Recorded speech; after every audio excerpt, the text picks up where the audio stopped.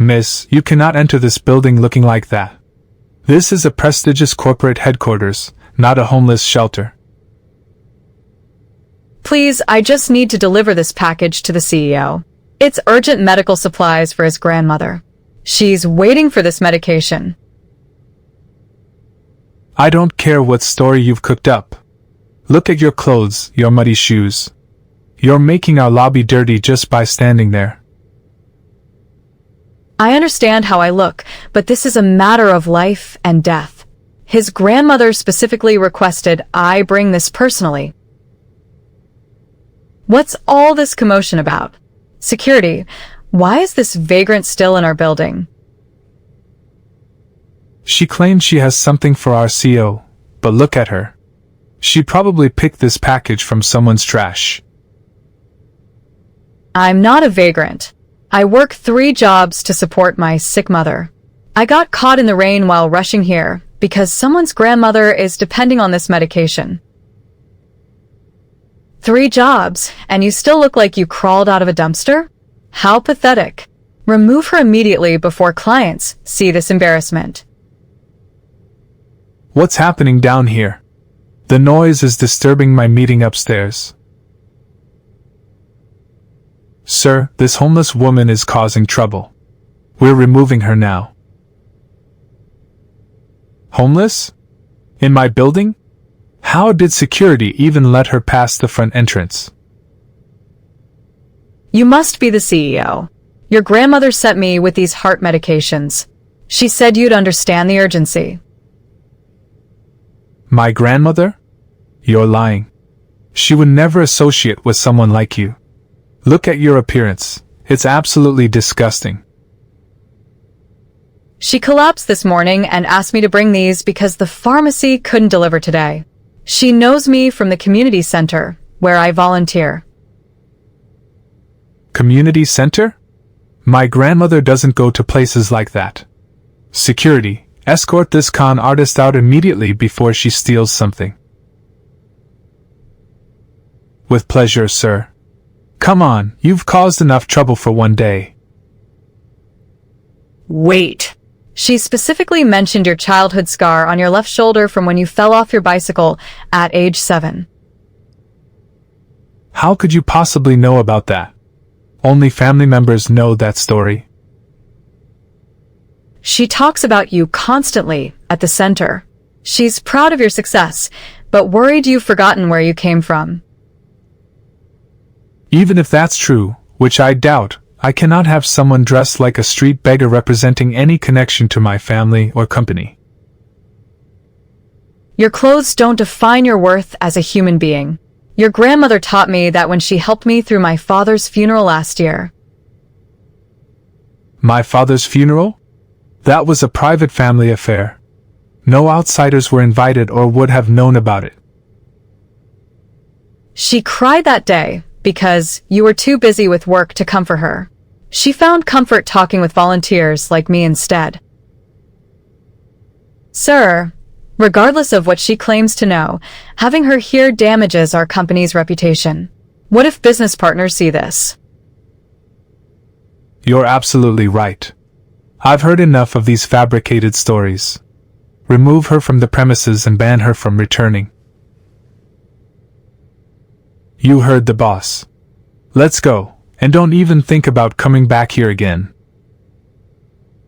Fine, but when your grandmother asks why her medication was delayed, remember this moment. Remember how you treated someone trying to help her. She won't ask because this entire story is obviously fake. Take your lies somewhere else where people might be gullible enough to believe them. I'll deliver these medications to her directly then. At least she'll know someone cared enough to try reaching you first. That's enough talking. You're trespassing now, so move along before I call the real police to arrest you. Yes, call them. I want this incident documented so she can't try this scam on other companies in our district. You'll regret treating people this way. Karma has a way of teaching lessons when you least expect them. Is that a threat? Security, I want her banned from this entire business district, not just our building. It's not a threat, it's reality. Your grandmother always said kindness comes back to you, but so does cruelty. She's clearly delusional, sir. Talking about karma and making threats. Should we press charges for disturbing the peace? Document everything. I want a full report about this incident on my desk within the hour. Understood, sir. Come on, crazy lady. Time to leave before this gets worse for you. I'm leaving, but I hope someday you remember that every person deserves basic human dignity, regardless of their appearance. Save your philosophy lectures for someone who cares. I have important business to attend to, unlike some people. Your grandmother would be ashamed of how you've spoken to me today. She raised you better than this, didn't she? Don't you dare lecture me about my own family. You know nothing about us or our values. That's it, you're coming with me right now. No more talking, no more delays. Wait, I'm dropping the medication package here. Whether you believe me or not, she needs these pills today. Don't touch anything in my building. You've probably contaminated that package just by handling it with your dirty hands. These medications cost me my last $50 because her insurance wouldn't cover the emergency refill. I sacrificed my own needs to help her. $50? That's probably more money than she's ever seen at one time. Another obvious lie to gain sympathy. Exactly. Someone in her position wouldn't have $50, and certainly wouldn't spend it on a stranger's medication. Your grandmother isn't a stranger to me. She's been like a second mother since mine became bedridden last winter. My grandmother doesn't associate with charity cases. She has her own social circle of respectable, well-dressed people. Respectable people don't judge others based on their clothes or financial situation. She taught me that lesson personally. Enough conversation. Move your feet, or I'll move them for you. Actually, wait. I'm curious about something. If my grandmother really sent you, what's her favorite tea flavor? Earl Grey with exactly 2 sugar cubes and a slice of lemon, served in her blue china teacup with roses painted on it. Lucky guess. Anyone could observe that information during a casual visit to her house. She also keeps your childhood photo on her nightstand, the one where you're missing your 2 front teeth and holding that stuffed dragon. How could you possibly know about that photograph? It's in her private bedroom. Because I help her with household chores when her arthritis flares up. She showed me that picture while reminiscing about your childhood. Sir, even if she has been to your grandmother's house, that doesn't mean she belongs in our corporate building. True. Knowing my grandmother doesn't give her permission to embarrass me in front of my employees and clients. I never intended to embarrass anyone. I just wanted to deliver medication to someone who needed it urgently. Then you should have used proper channels. Called my office, scheduled an appointment, dressed appropriately for a business environment. I tried calling your office 3 times today. Each time I was told you were too busy for unscheduled calls. Because he is busy. Important people don't have time for random calls from nobodies claiming emergencies. Exactly right. My time is valuable, and I can't waste it on every sob story that walks through our doors. Your time is valuable, but so is your grandmother's life. These medications prevent heart attacks, not cure headaches. If this really were that serious, she would have called me directly instead of sending some random stranger. She tried calling you this morning after her collapse, but it went straight to voicemail. That's when she asked me to come here. I was in an international conference call. My phone was intentionally turned off for 3 hours. 3 hours while your grandmother waited for life-saving medication? What if something had happened to her during that time? All right, enough guilt-tripping the boss. Let's go before I lose my patience completely. Wait, I want to hear more of this elaborate story. It's becoming quite entertaining. This isn't entertainment for me. I've been walking in the rain for 2 hours trying to complete this delivery mission. Walking? You don't even own a car?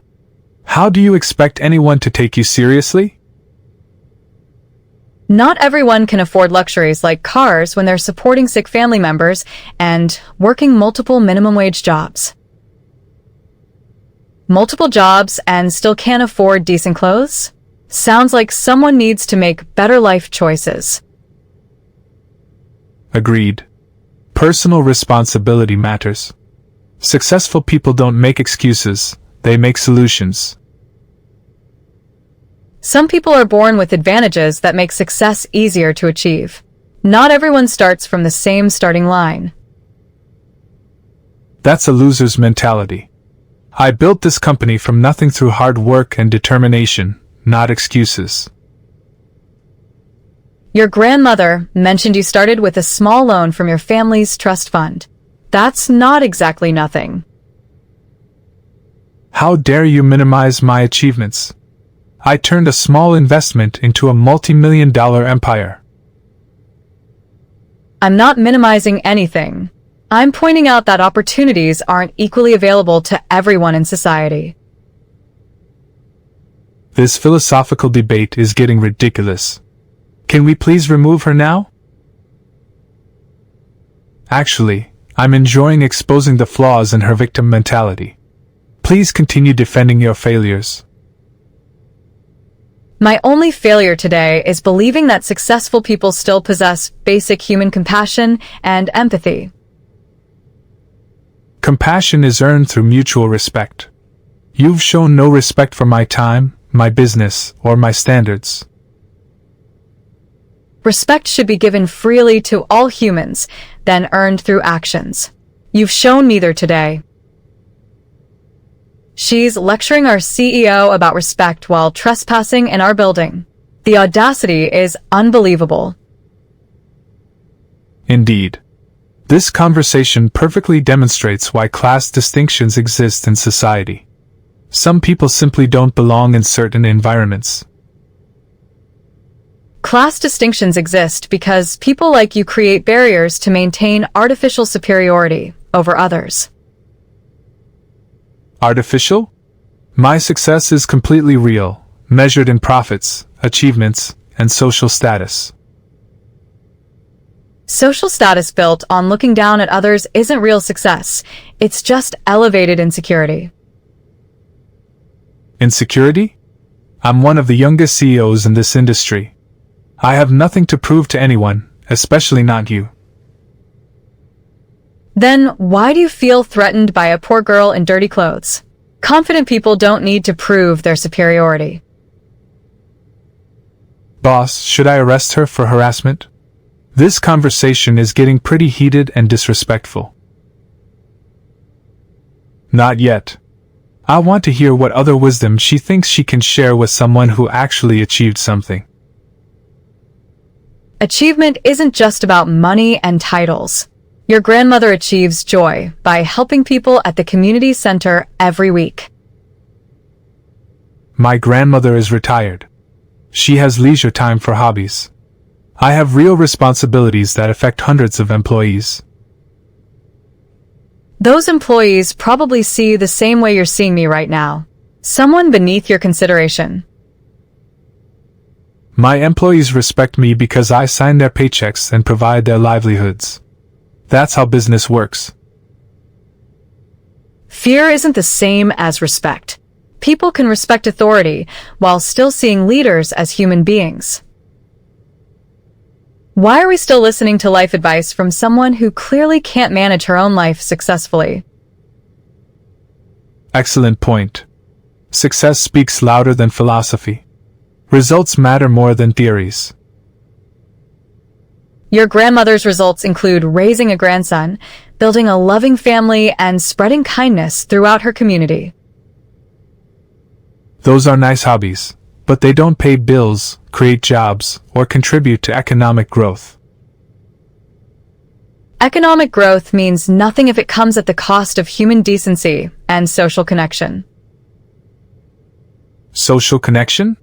I network with influential people who can actually make a difference in the world. Making a difference means helping people who need it most, not just people who can benefit your career. I donate to charities every year. My accountant ensures I maximize tax benefits while supporting worthy causes. Donating money isn't the same as spending time with people and understanding their struggles personally.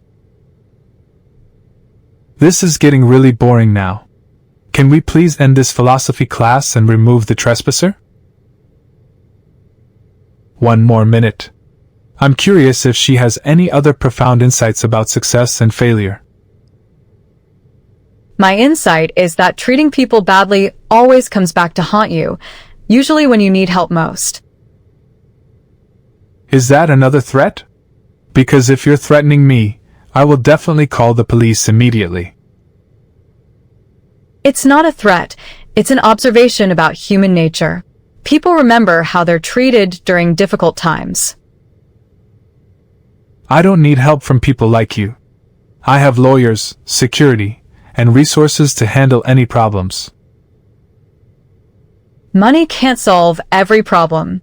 Sometimes you need genuine human connection and kindness from unexpected places. What problems could he possibly have? He's rich, successful, and powerful. He doesn't need anything from anyone. Exactly right. Self-sufficiency is the ultimate goal of success. Independence from needing others for anything. Complete independence is an illusion.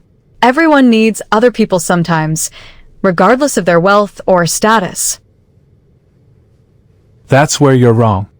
Wealthy people can buy whatever services or assistance they need without depending on anyone's charity. You can't buy genuine care, authentic friendship, or real love. Those things only come from treating others well. Love? From strangers like you? I have family and friends who care about me without needing to be bribed. Do they care about you, or do they care about your money and influence? How dare you question my personal relationships? You know nothing about my life or the people in it. Okay, that's definitely enough. She's attacking your character now, which crosses the line into harassment. Agreed. I've wasted enough time entertaining this ridiculous conversation. Remove her immediately. Fine, but remember this conversation when you realize that kindness matters more than pride. I'll remember it as an example of how not to approach successful people with ridiculous requests.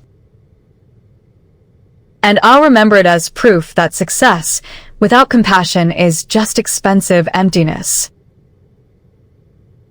Come on, let's go. Walk willingly or get dragged out, your choice. I'm walking, but I'm leaving this medication package on the reception desk in case you change your mind.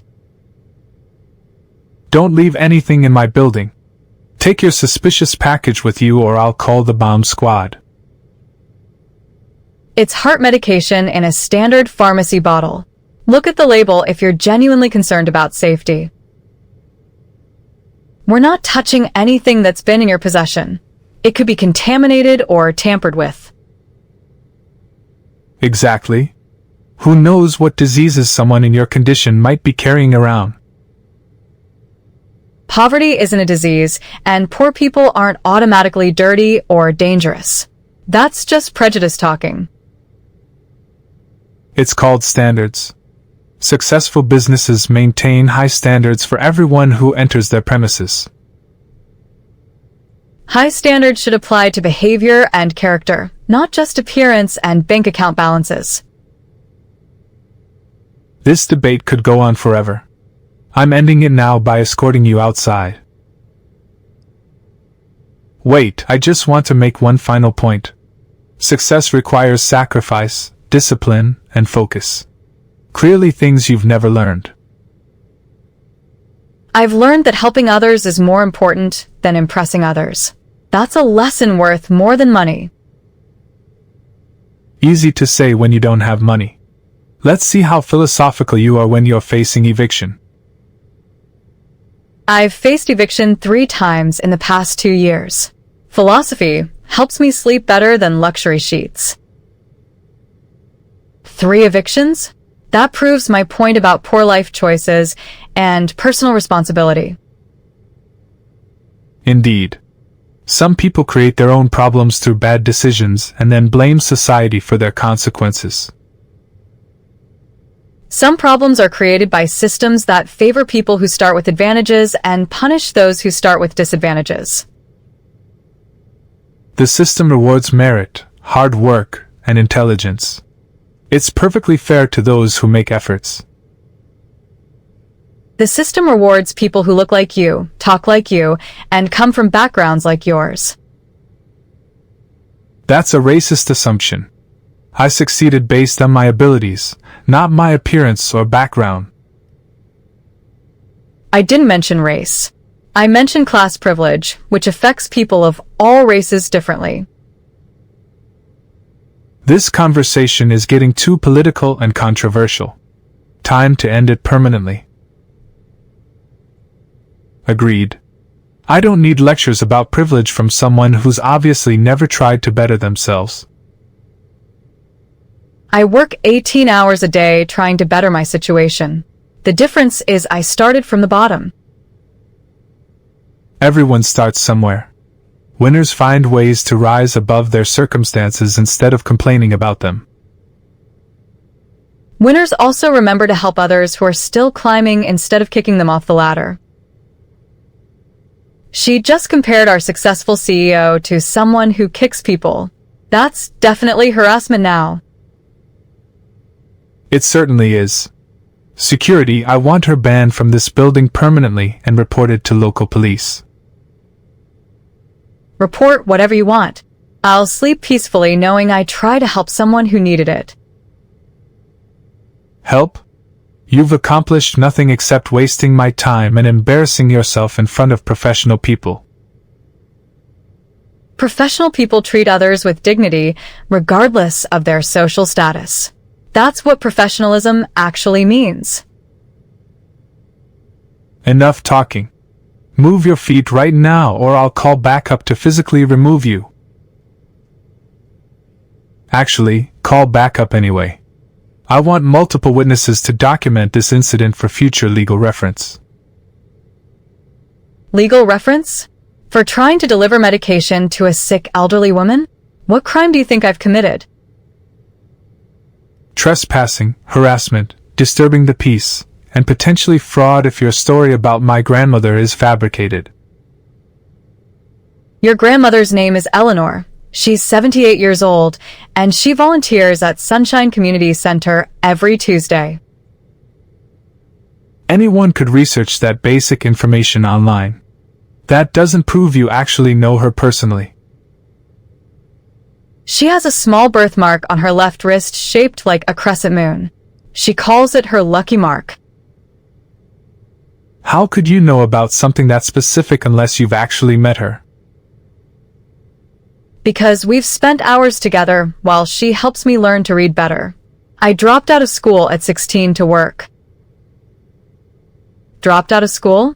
That explains so much about her current situation and poor decision-making skills. Education is freely available in this country. Dropping out was a choice that led to predictable consequences. I dropped out to work full-time when my father died and left us with medical debts. Sometimes survival requires difficult choices. There are programs, scholarships, and assistance available for people in difficult situations. You chose the easy path. Working 3 minimum wage jobs while caring for a sick mother isn't the easy path. It's the only path available. It's the path you chose instead of finding better solutions. Successful people find ways around obstacles. Successful people often have family money, educational opportunities, and social connections that create better solutions. This victim mentality is really annoying. Some people succeed despite obstacles, others just make excuses forever. Exactly. I could introduce you to dozens of self-made millionaires who started with nothing and built empires. And I could introduce you to thousands of hardworking people who never get opportunities to build anything. Opportunities are created by hard work and smart decisions, not handed out randomly by society. Smart decisions require information, time, and resources that aren't equally available to everyone. This conversation is going in circles. She's determined to blame everyone except herself for her failures. True. Personal accountability is apparently a foreign concept to people who prefer playing victim. Personal accountability works both ways. Successful people should be accountable for how they treat others.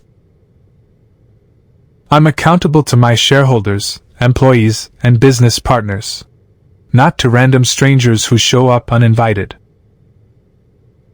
You're accountable to basic human decency, which applies to all people regardless of their relationship to you. Human decency means respecting other people's time, property, and standards. Something you've failed to do today. Human decency means treating others with kindness, especially when they're vulnerable or asking for help. Help? You're not asking for help. You're demanding entry to a private building where you don't belong. Right. There's a difference between asking for help and feeling entitled to access other people's spaces. I'm not entitled to anything. I'm asking for 5 minutes of compassion to help someone who needs medication. 5 minutes of my time is worth more than most people make in a day. It's not free. Everything has a price to you, doesn't it? Even basic human kindness comes with a cost calculation. Of course it does. Successful people value their time because it generates money and creates opportunities. Precisely. Time management is essential for productivity. Wasting time on unproductive conversations is poor business practice. Some conversations might seem unproductive, but teach valuable lessons about empathy and human connection. I don't need lessons from someone who's clearly failed at managing their own life effectively. I've learned that failure teaches more valuable lessons than success. Success often breeds arrogance and isolation. Success breeds confidence and independence. Two qualities that improve life satisfaction and social contribution. Independence without connection leads to loneliness. Confidence without humility leads to cruelty. Philosophy class is over. Time to leave the building immediately before I lose my patience completely. Yes, I've heard enough amateur psychology for one day. This conversation has become completely pointless. The only pointless thing here is trying to convince someone that other people's feelings matter as much as profit margins. Feelings don't pay bills, create jobs, or build companies. Emotions are luxuries for people who can afford them. Emotions make life worth living. Without them, success is just an expensive way to feel empty inside. Empty inside? Look around at this beautiful building, expensive furnishings, and successful business. How is this empty? Exactly right. This empire represents years of hard work, smart investments, and strategic planning. It's the opposite of empty. Buildings and money are just objects. They can't love you back, support you emotionally, or care about your well-being. I don't need objects to love me. I need them to provide security, comfort, and freedom from depending on others. Complete freedom from dependence is impossible. Even billionaires need doctors, lawyers, and friends occasionally. Those are professional relationships based on mutual benefit, not emotional dependence or charity. Professional relationships, without emotional connection, are just transactions. They don't provide genuine support during difficult times. Difficult times? What difficult times could a rich, successful CEO possibly experience that money can't solve? Exactly my point. Financial success eliminates most problems that plague average people. Money can't eliminate loneliness, illness, family conflicts, or existential questions about life's meaning. Wealthy people have therapists, doctors, and advisors to handle those issues professionally when necessary. Paying professionals to listen isn't the same as having people who genuinely care about you personally. Why would he need people to care about him personally? He's surrounded by colleagues, clients, and business associates. Professional relationships are more reliable than personal ones. They're based on clear expectations and mutual benefit. Professional relationships end when the money stops. Personal relationships continue during good times and bad. Personal relationships also end when people's needs change or circumstances shift. Nothing lasts forever. True, but memories of kindness last forever. Memories of cruelty do too. We're back to threats again. That's definitely grounds for calling the police immediately. It's not technically a threat, but it's definitely manipulation. Trying to guilt me into changing my reasonable position. I'm not trying to manipulate anyone. I'm pointing out consequences that naturally follow from choices people make. The only consequences I see are positive ones from maintaining high standards and protecting my business interests. Short-term consequences might seem positive, but long-term consequences include isolation and regret. Regret? About refusing entry to a trespassing vagrant? That's ridiculous and dramatic. Agreed. I'll never regret protecting my company's reputation and maintaining professional standards. You might regret missing opportunities to connect with people who could teach you something valuable. What could someone in your position possibly teach someone in my position? That doesn't make logical sense. Poverty teaches resilience, empathy, resourcefulness, and gratitude. Qualities that money can't buy directly. Those qualities are also learned through business challenges, competitive markets, and leadership responsibilities. Business challenges are different from survival challenges. One affects your comfort, the other affects your existence.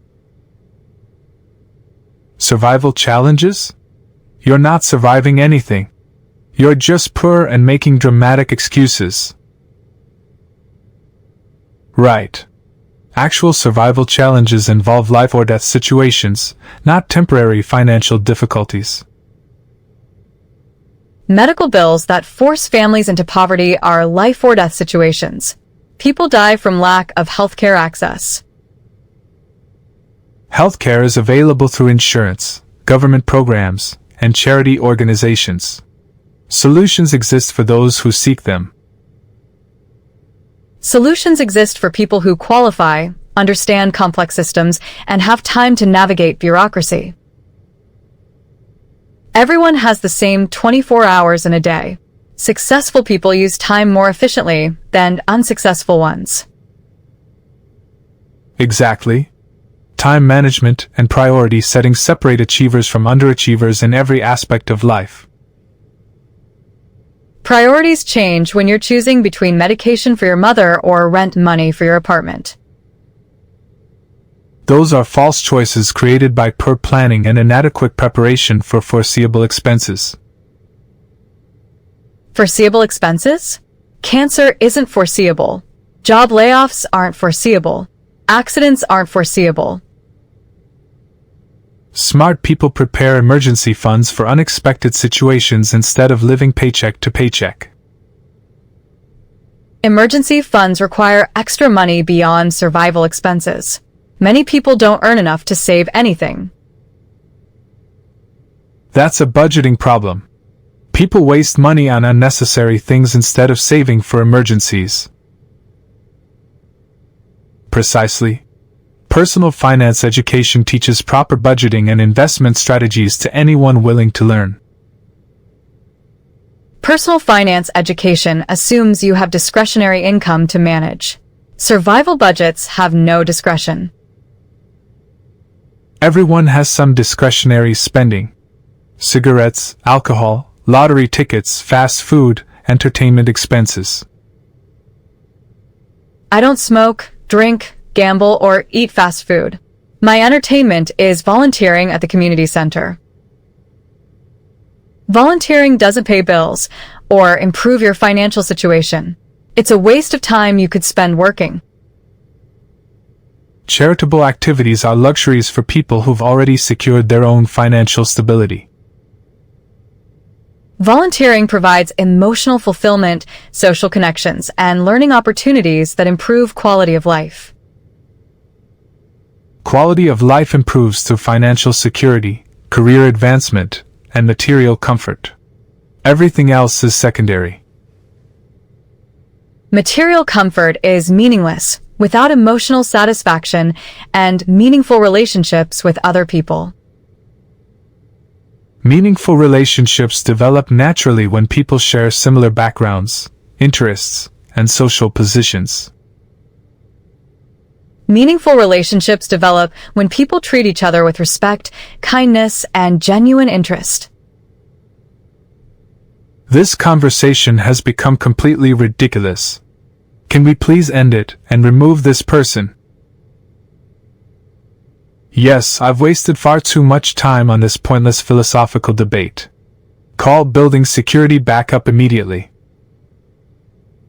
I'm leaving voluntarily. But remember this conversation when you need genuine kindness from another person someday. I won't need kindness from people like you because I maintain relationships with respectable, successful individuals. Respectable people don't treat others badly based on appearance or financial status. True respectability includes compassion. Respectability comes from achievement, education, and social contribution, not from enabling poor people's bad choices. Exactly right. Enabling dependency doesn't help anyone improve their situation or develop personal responsibility. Helping someone deliver medication to a sick elderly woman isn't enabling dependency.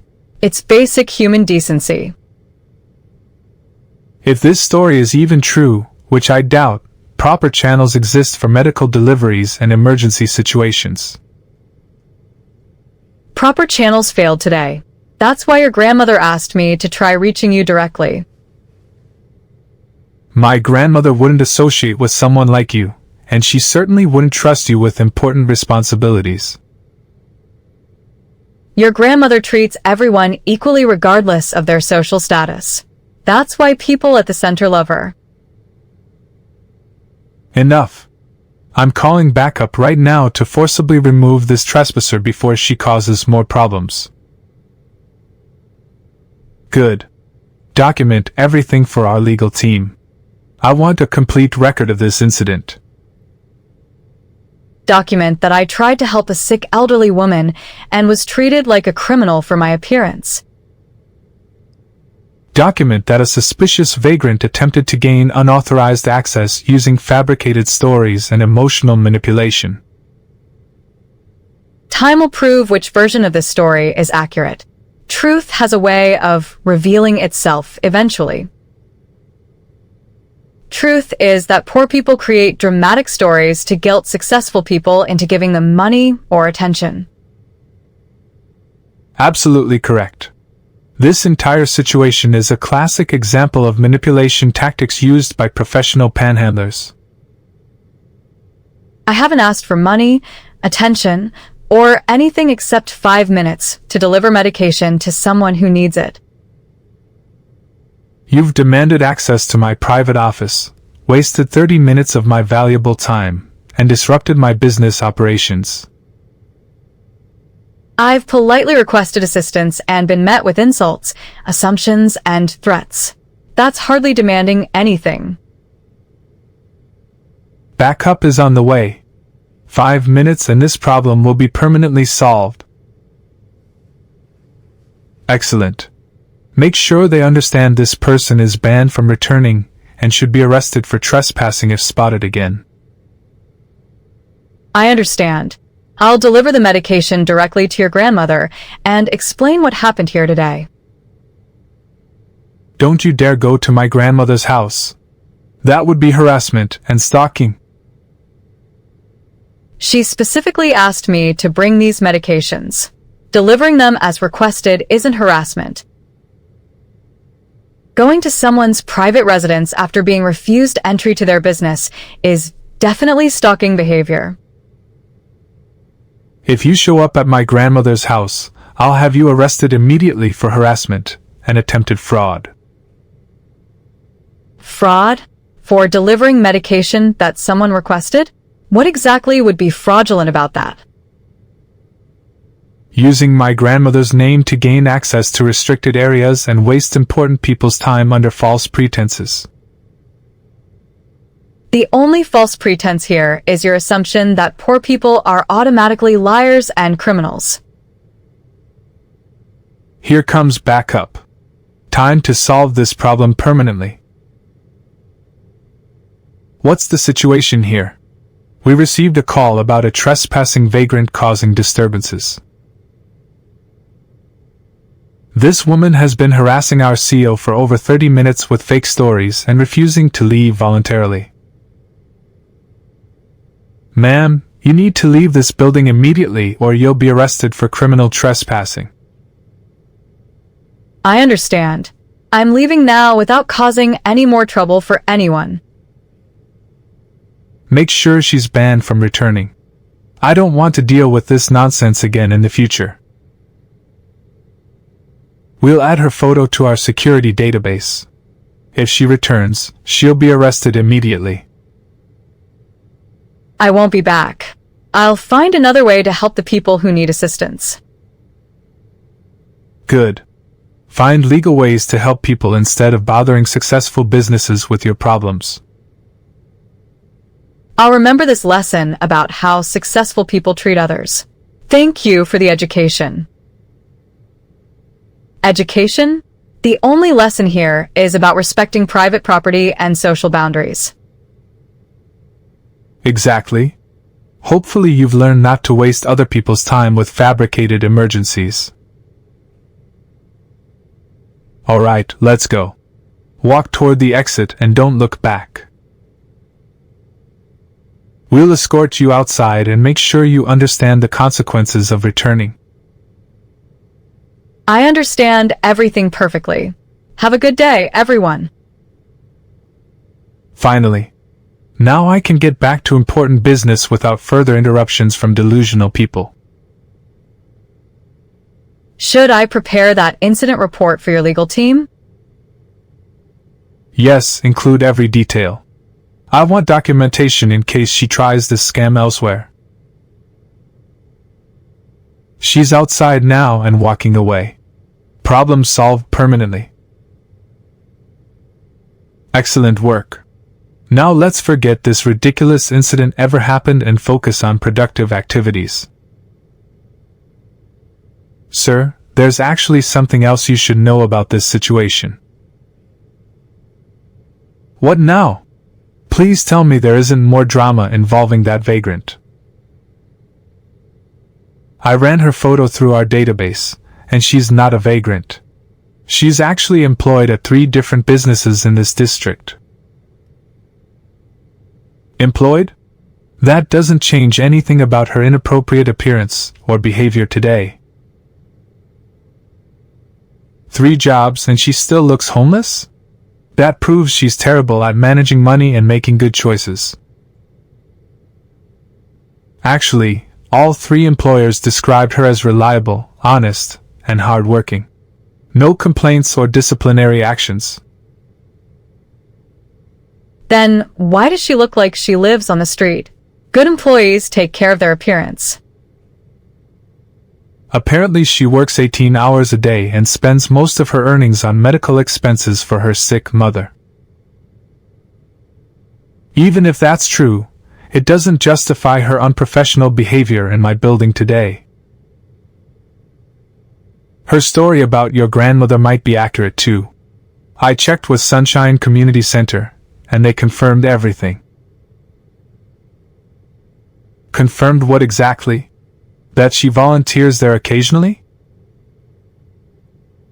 Confirmed that she volunteers 15 hours a week, that your grandmother attends regularly, and that they're close friends. Close friends? My grandmother doesn't have close friends among charity cases and volunteers. There must be some mistake. Successful people don't form personal friendships with poor people. The center director says your grandmother talks about her constantly and considers her like a daughter. Like a daughter? That's absolutely impossible. My grandmother would never replace family members with strangers. Not replace, but she's apparently very fond of this young woman and appreciates her help with various tasks. Tasks? What kind of tasks would a rich elderly woman need help with? Reading assistance, household chores, grocery shopping, companionship during medical appointments. Normal aging challenges. My grandmother doesn't need help with anything. She's completely independent and capable. According to the center, she's been struggling with vision problems and arthritis for several months. Vision problems? But she never mentioned anything about health issues to family members. Elderly people sometimes hide health problems to avoid being seen as burdens on their families. Burden? My grandmother knows she's never a burden. I would help her with anything she needed. She might not want to interrupt your busy schedule with what seem like minor daily problems. Minor problems like needing someone to read labels or open jars. Those aren't emergencies. They become significant when you're living alone and trying to maintain independence despite physical limitations. If she needed help, she would ask family members, not rely on strangers from charity organizations. Pride sometimes prevents people from asking family for help, especially when they see how busy and successful their relatives are. But that's what family is for. Helping each other during difficult times.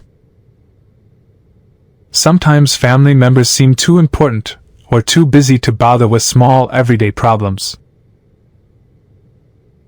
Too busy? I'm never too busy for my grandmother.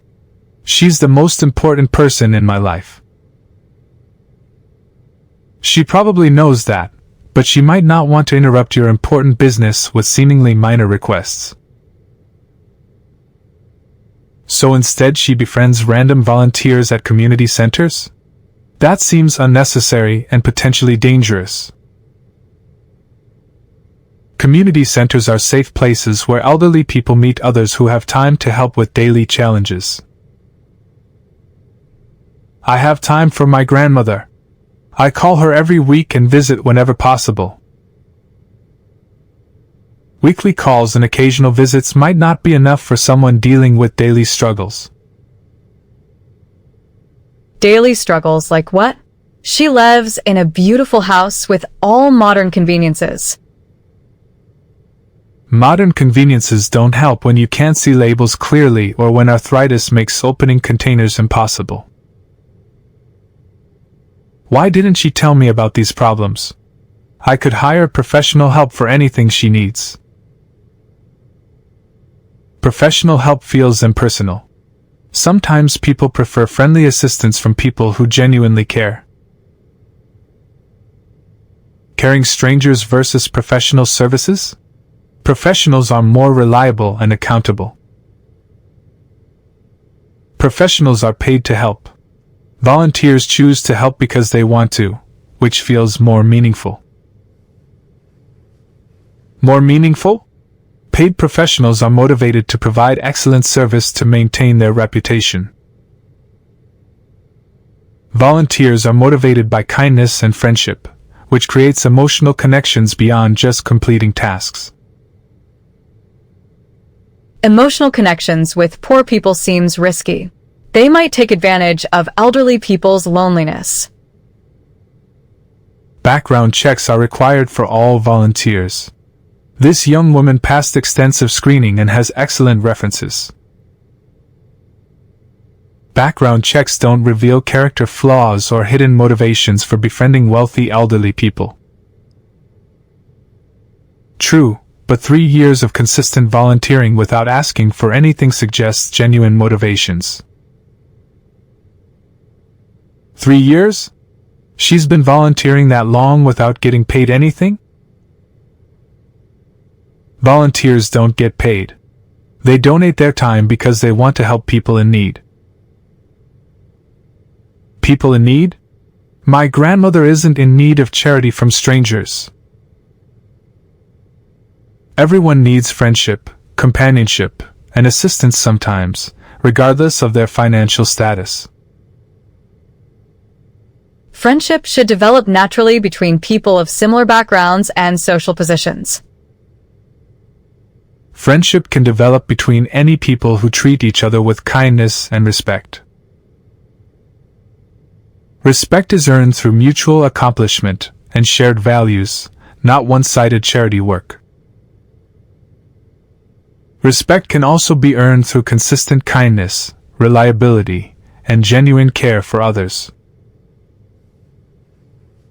This conversation is getting too philosophical again.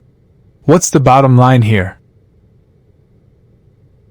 The bottom line is that this young woman might have been telling the truth about everything. Even if parts of her story were true, her behavior today was still completely inappropriate for a business environment. Her behavior was desperate. She was trying to help someone she cares about who needed medical attention. Desperate people make poor decisions and create problems for others. That proves our point about maintaining standards. Desperate people sometimes do extraordinary things to help others, which can look like poor decisions to outsiders. Extraordinary things? Like trespassing in private buildings and harassing successful business people? Like walking 2 hours in the rain while sick to deliver medication to someone who might die without it. Die without it? Heart medication delays aren't usually life-threatening emergencies.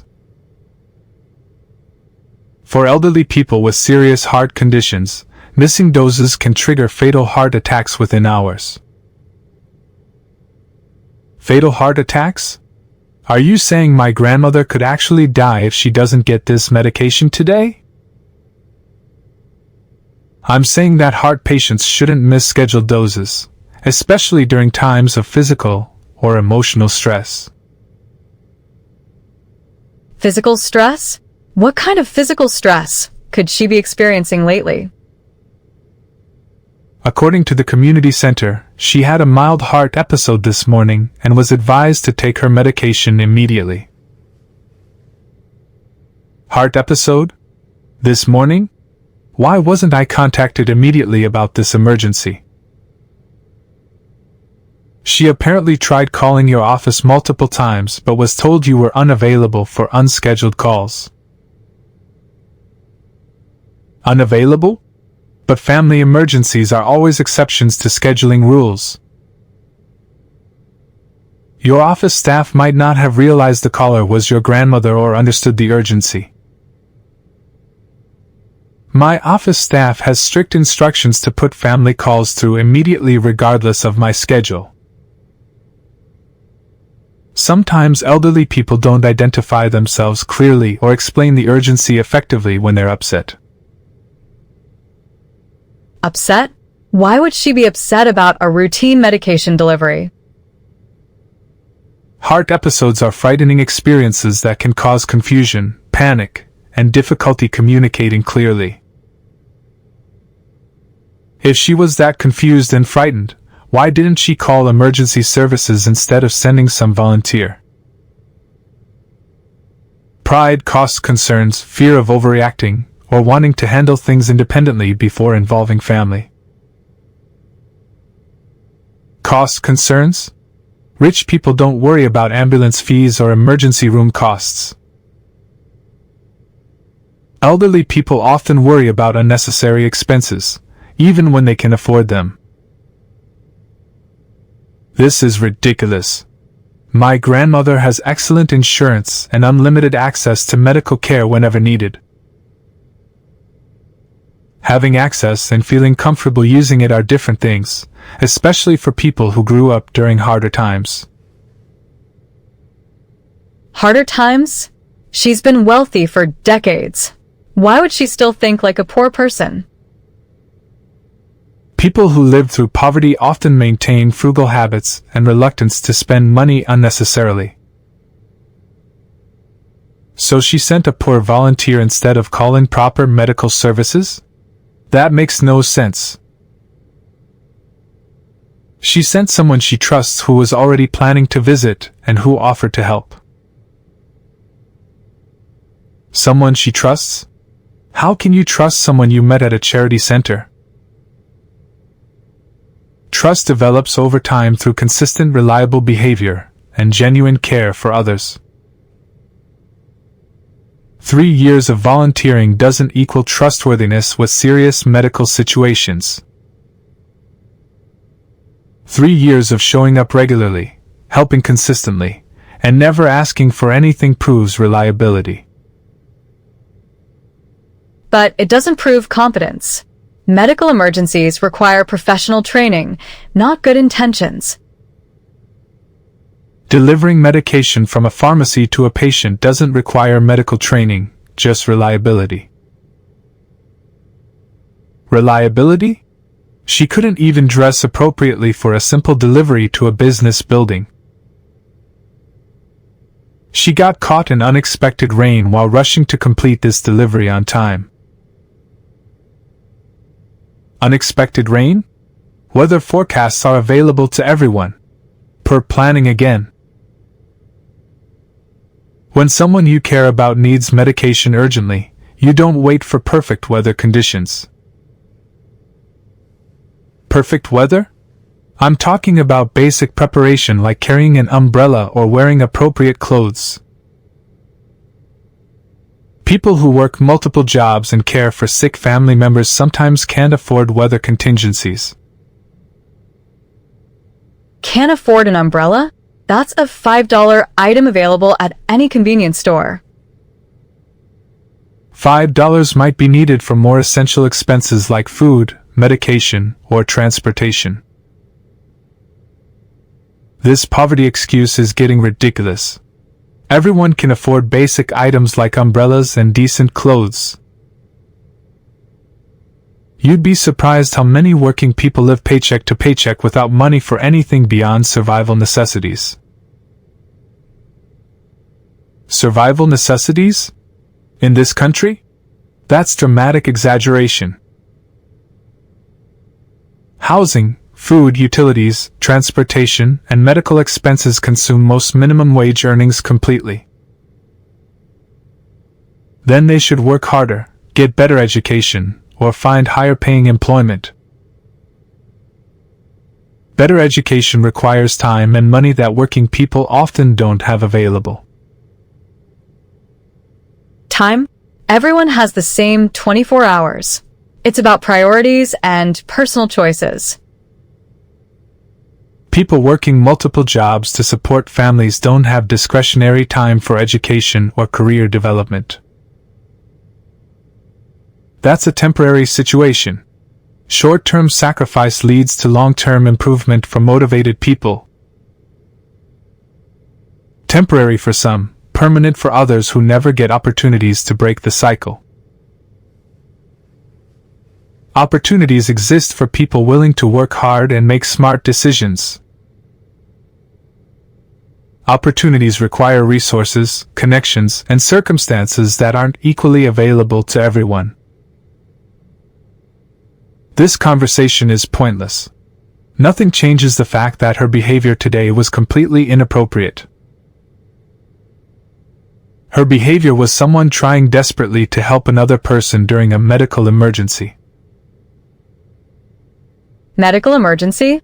A routine medication delivery isn't a life or death situation. For heart patients, missing medication can become life-threatening very quickly, especially during stressful situations. Stressful situations? What kind of stress could my grandmother be experiencing? Stress from her heart episode this morning, worry about her health, and concern about bothering her busy family. Concern about bothering family? That's ridiculous. Family members want to help during emergencies. Elderly people sometimes minimize their problems to avoid seeming burdensome to successful relatives. Burdensome? My grandmother is never a burden. She's the most important person in my life. She knows you love her, but she might not want to interrupt your important business with health scares. Health scares should take priority over any business. That's what family means. Sometimes people don't communicate their needs clearly, especially when they're frightened or confused. Wait, are you saying my grandmother might actually be in danger right now while we're standing here talking? I'm saying that heart patients shouldn't delay taking prescribed medications, especially after experiencing symptoms. How long has it been since she was supposed to take this medication? According to the volunteer, about 4 hours since the morning episode when medication was recommended. 4 hours? With heart medication? That could be serious. It could be, which is why someone walked 2 hours in the rain trying to deliver it to you. 2 hours in the rain?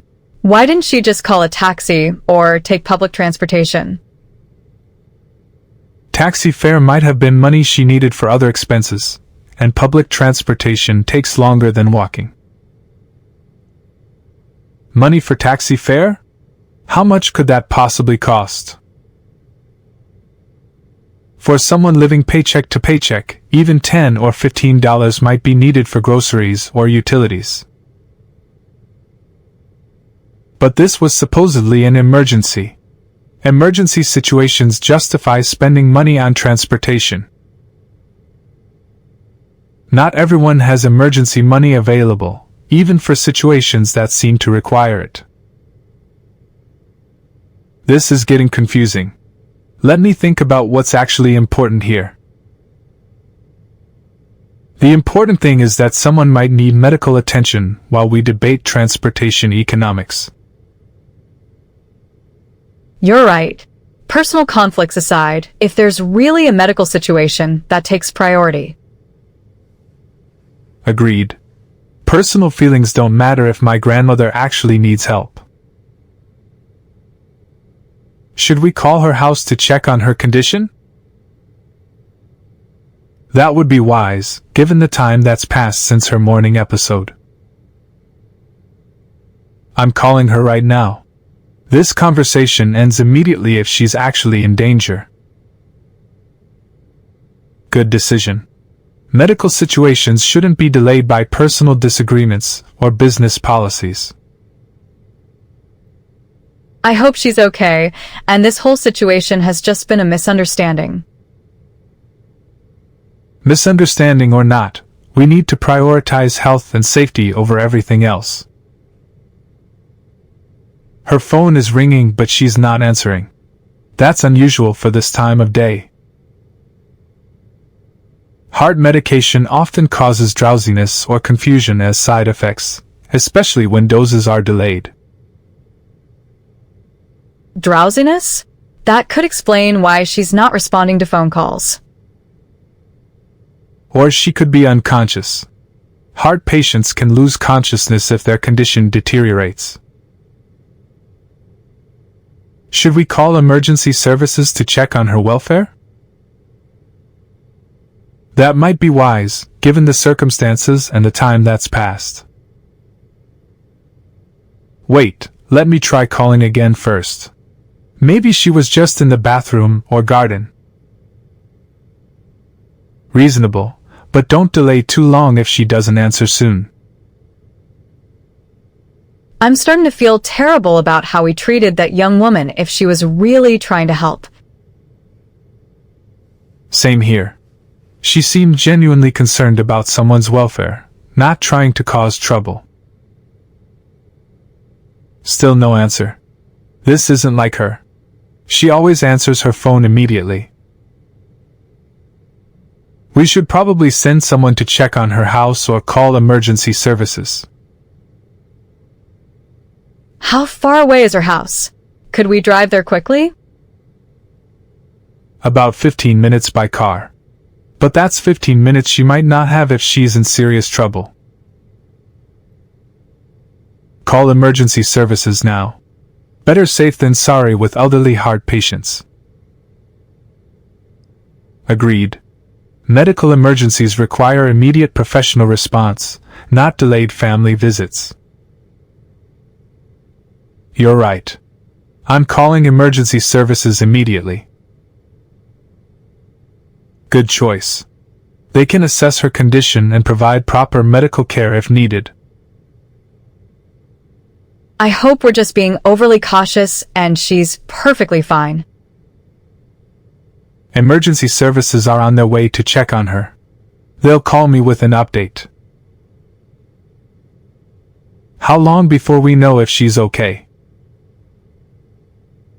Emergency responders usually provide initial assessments within minutes of arriving on scene. This waiting is terrible. I should have taken that medication seriously from the beginning.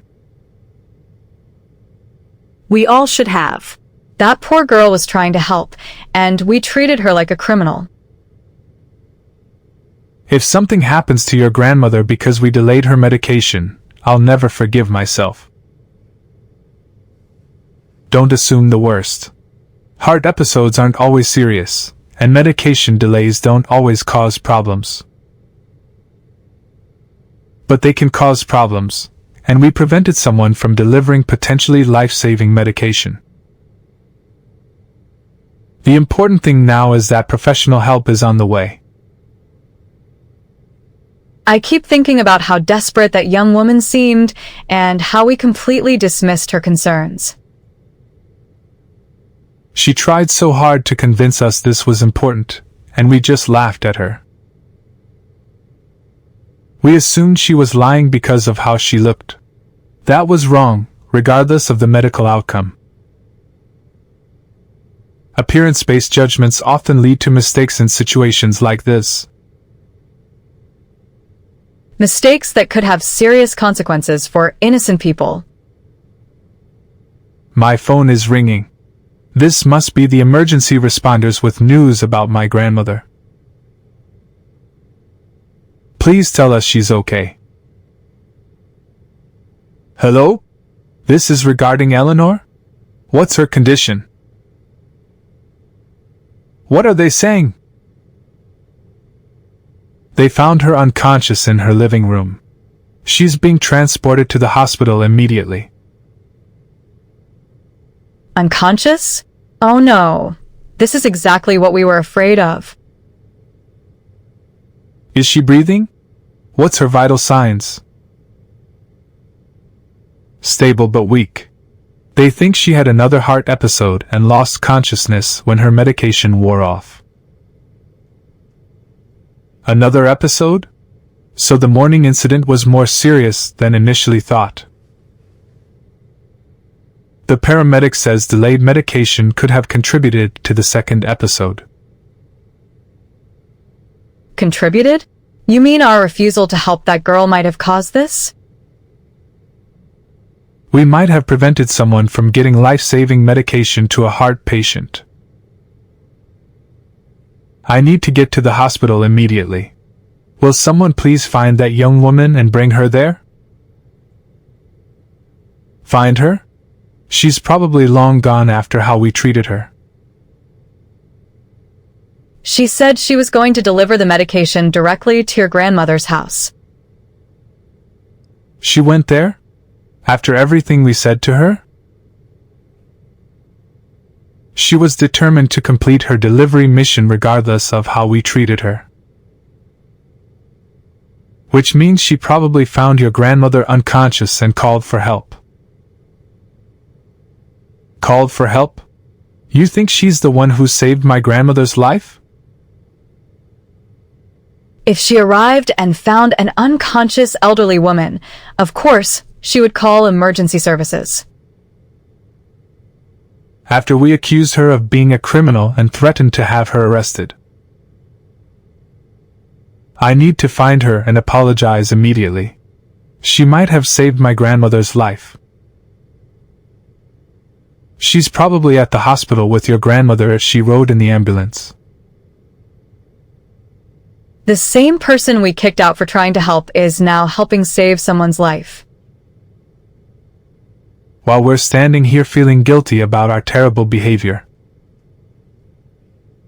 Terrible behavior is an understatement. We were cruel to someone who was trying to perform an act of kindness. Cruel behavior often comes from fear, ignorance, or prejudice rather than intentional malice.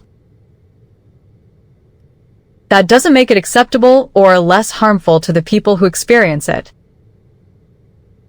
You're absolutely right. Intentions don't matter when the impact is harmful and unjustified. I've been working security for 20 years, and this is the worst mistake I've ever made. Mistakes can be learning opportunities if we use them to become better people. Learning opportunity? Someone almost died because of our prejudices and assumptions. But she didn't die, and now you have a chance to make things right with everyone involved. Making things right starts with acknowledging how wrong we were and sincerely apologizing. Apologizing is just the beginning. I need to change how I treat people fundamentally. We all do. This experience has shown me how badly I've been judging people based on appearance. Appearance-based judgments are common but dangerous, especially in situations involving emergencies. I'm leaving for the hospital now. I need to make sure my grandmother is okay and find that brave young woman. Brave is the right word. She risked everything to help someone she cares about. While we risked nothing and helped no one. The contrast is pretty clear. The contrast is shameful. She showed courage and compassion while we showed prejudice and cruelty. What matters now is how you handle the situation going forward. Going forward, I need to remember this lesson about judging people and treating everyone with basic dignity. I need to remember it too. Class prejudice is something I never recognized in myself before today. Same here. Economic status has nothing to do with character or worthiness of respect. My grandmother always taught me that everyone deserves kindness regardless of their circumstances. Sometimes it takes a crisis to remind us of lessons we learned but forgot to practice. Your grandmother sounds like a wise woman who raised you with good values. She did, and I've clearly strayed from those values in pursuit of business success. Business success without human decency isn't really success at all.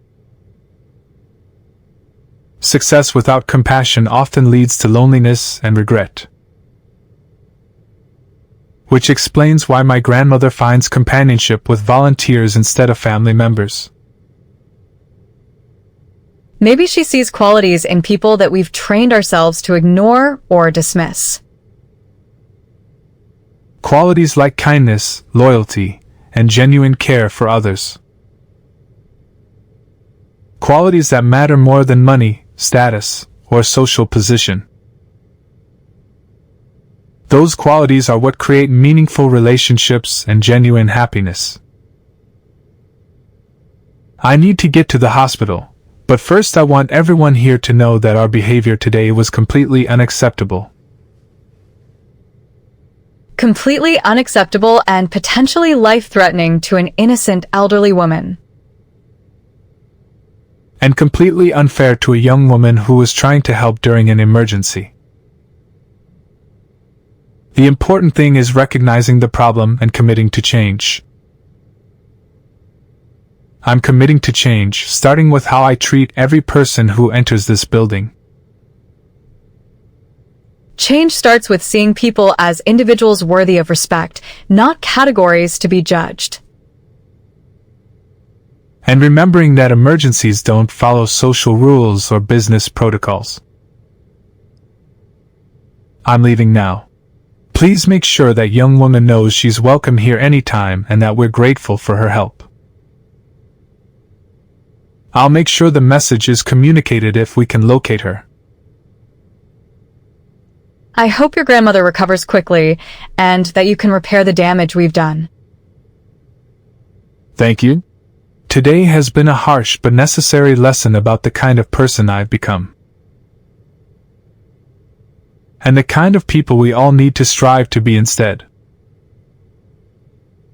Good luck at the hospital.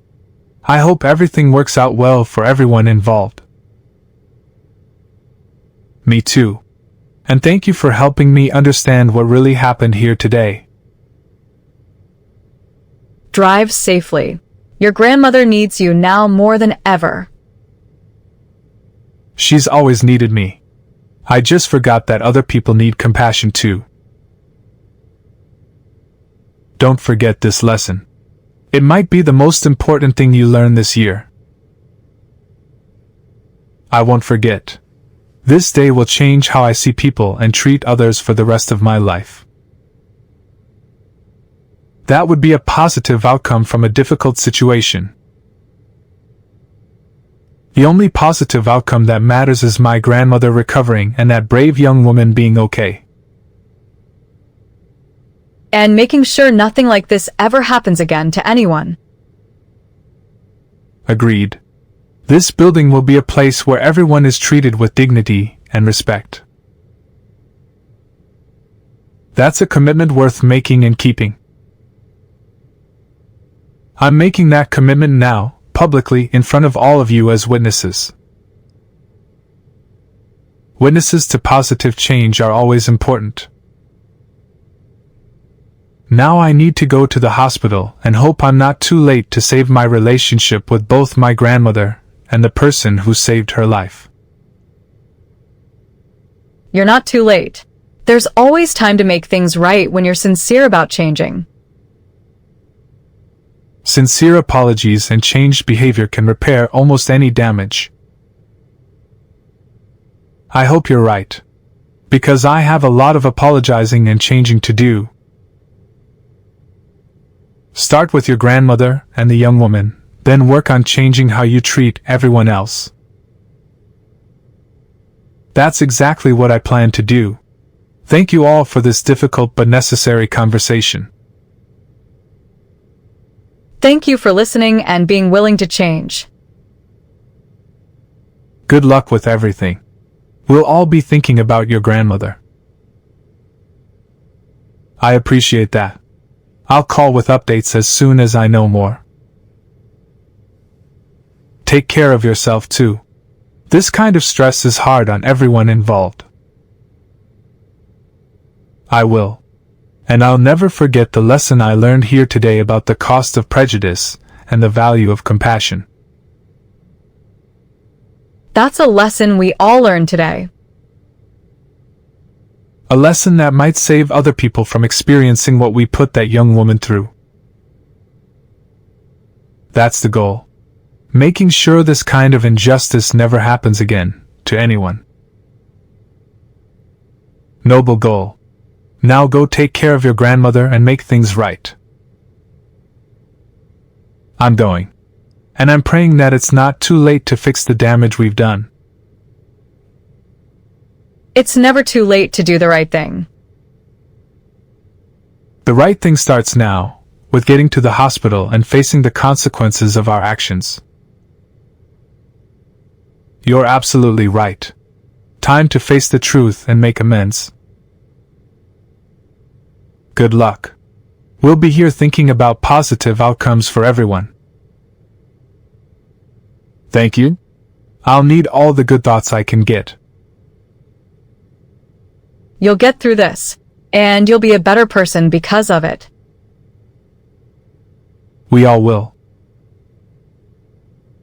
I hope so, because the person I was today is not someone I'm proud of.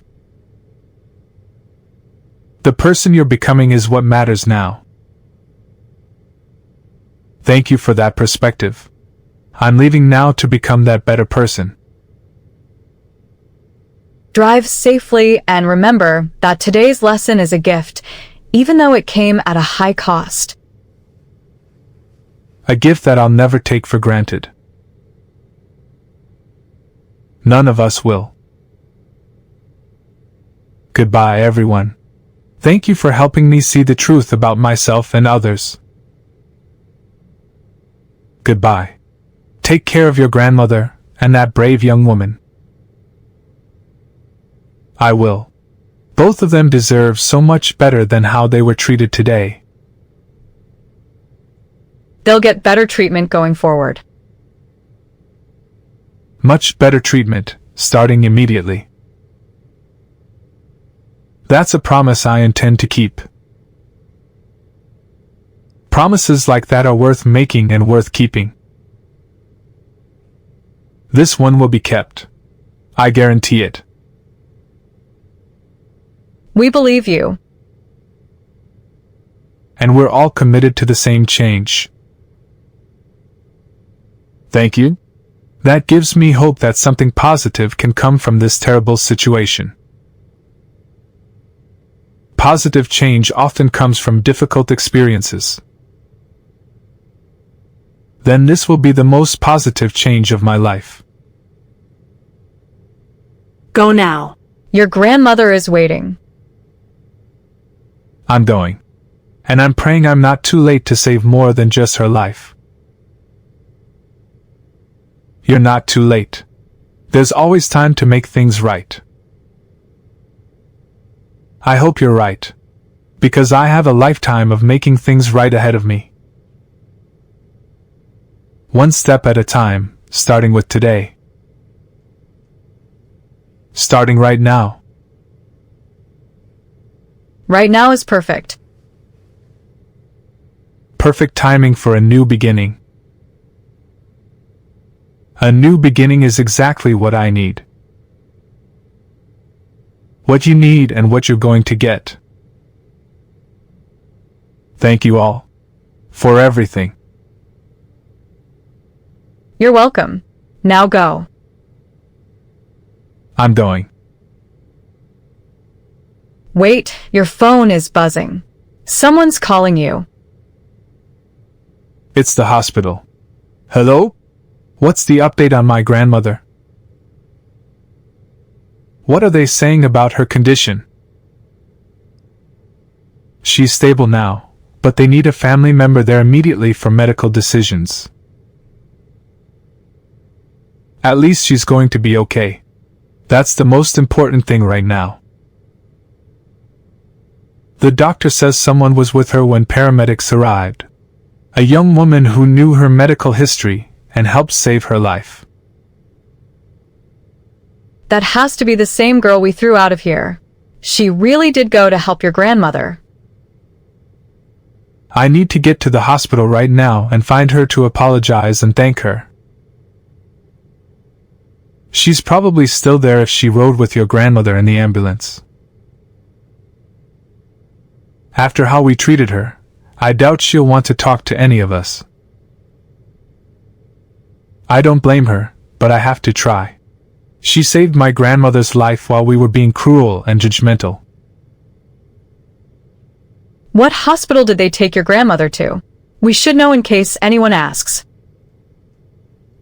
Metropolitan General. I'm leaving immediately.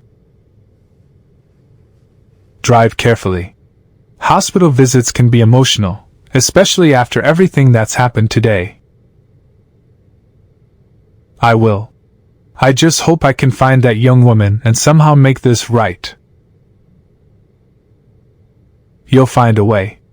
People who risk everything to help others usually have forgiving hearts.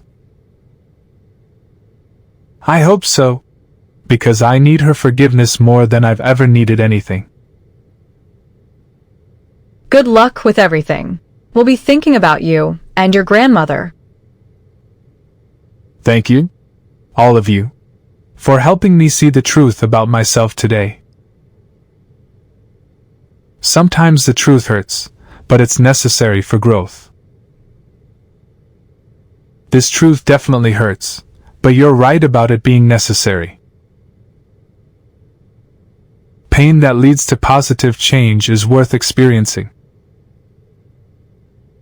I'm leaving now. Wish me luck finding her and earning her forgiveness. You don't need luck.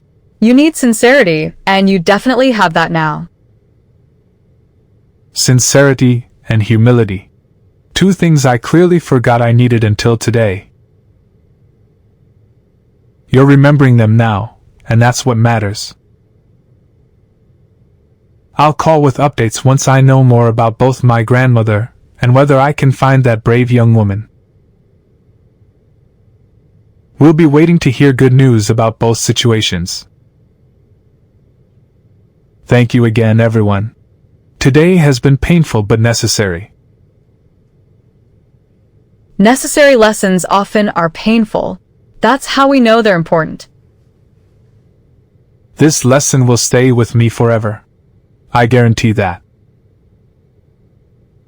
Forever is a long time, but this lesson is worth keeping that long. Absolutely. Now I really need to go before it's too late to fix anything. It's never too late to do the right thing. I hope you're right, because I have a lot of right things to do starting today. Starting right now. Right now. Go. Your grandmother and that young woman are both waiting. I'm going. Excuse me, are you here to see Eleanor? The elderly woman who came in earlier with heart problems? Yes, that's my grandmother. I'm her grandson. How is she doing? She's stable and resting comfortably now. The young woman who came with her probably saved her life. The young woman? Is she still here? I need to speak with her urgently. She's in the waiting room. She's been here for 3 hours, refusing to leave until she knew your grandmother would be okay. 3 hours? After everything that happened today, she still stayed to make sure my grandmother was safe? She seems very devoted to your grandmother. They clearly have a special relationship. Where exactly is the waiting room? I need to find her immediately. Down the hall, turn right, then left. Room 204. But visiting hours for your grandmother end in 30 minutes. Thank you. I need to talk to this young woman first, then see my grandmother. She'll be happy to see you. She's been asking about her grandson constantly. Asking about me? What has she been saying? That she hopes you received her medication and that you're not too busy to visit her. Not too busy? I've been too busy for her when she needed me most. Family relationships are complicated, especially when everyone has busy lives. Busy lives aren't an excuse for neglecting the people who matter most. The important thing is that you're here now. I'm here now, but I should have been here sooner. Much sooner. Your grandmother understands. She's very proud of your success. Success means nothing if it comes at the cost of relationships with people I love. That's a wise perspective. Not everyone learns that lesson. I learned it the hard way today, but at least I learned it. The young woman in the waiting room helped teach you that lesson, didn't she? She tried to teach me, but I was too arrogant to listen until it was almost too late. It's not too late now. She's still here, still caring about your grandmother's welfare. After how I treated her? She has every right to hate me. People who spend their time helping others usually don't waste energy on hate. I hope you're right. Because I need to apologize and thank her for saving my grandmother's life. Apologies are always worth making, even when we're not sure they'll be accepted. This apology needs to be accepted. Not for my sake, but for my grandmother's. Your grandmother would want you to make peace with someone who helped her. She would. She always taught me that kindness matters more than pride. Sounds like your grandmother is a wise woman. She is. And I've been a fool for not listening to her lessons. You're listening now. That's what counts. I'm going to find that young woman now and try to make this right. Good luck. Room 204 down the hall. Thank you for everything. For taking care of my grandmother and for guiding me in the right direction. That's what we're here for. Take care of yourself, too. I will. Starting with making amends for my terrible behavior today. That's a good place to start. It's the only place to start. Excuse me, are you the young woman who brought my grandmother to the hospital? You're here. I wasn't sure if you would come. Of course I'm here. She's my grandmother, and she's the most important person in my life. She kept asking for you while we waited for the ambulance.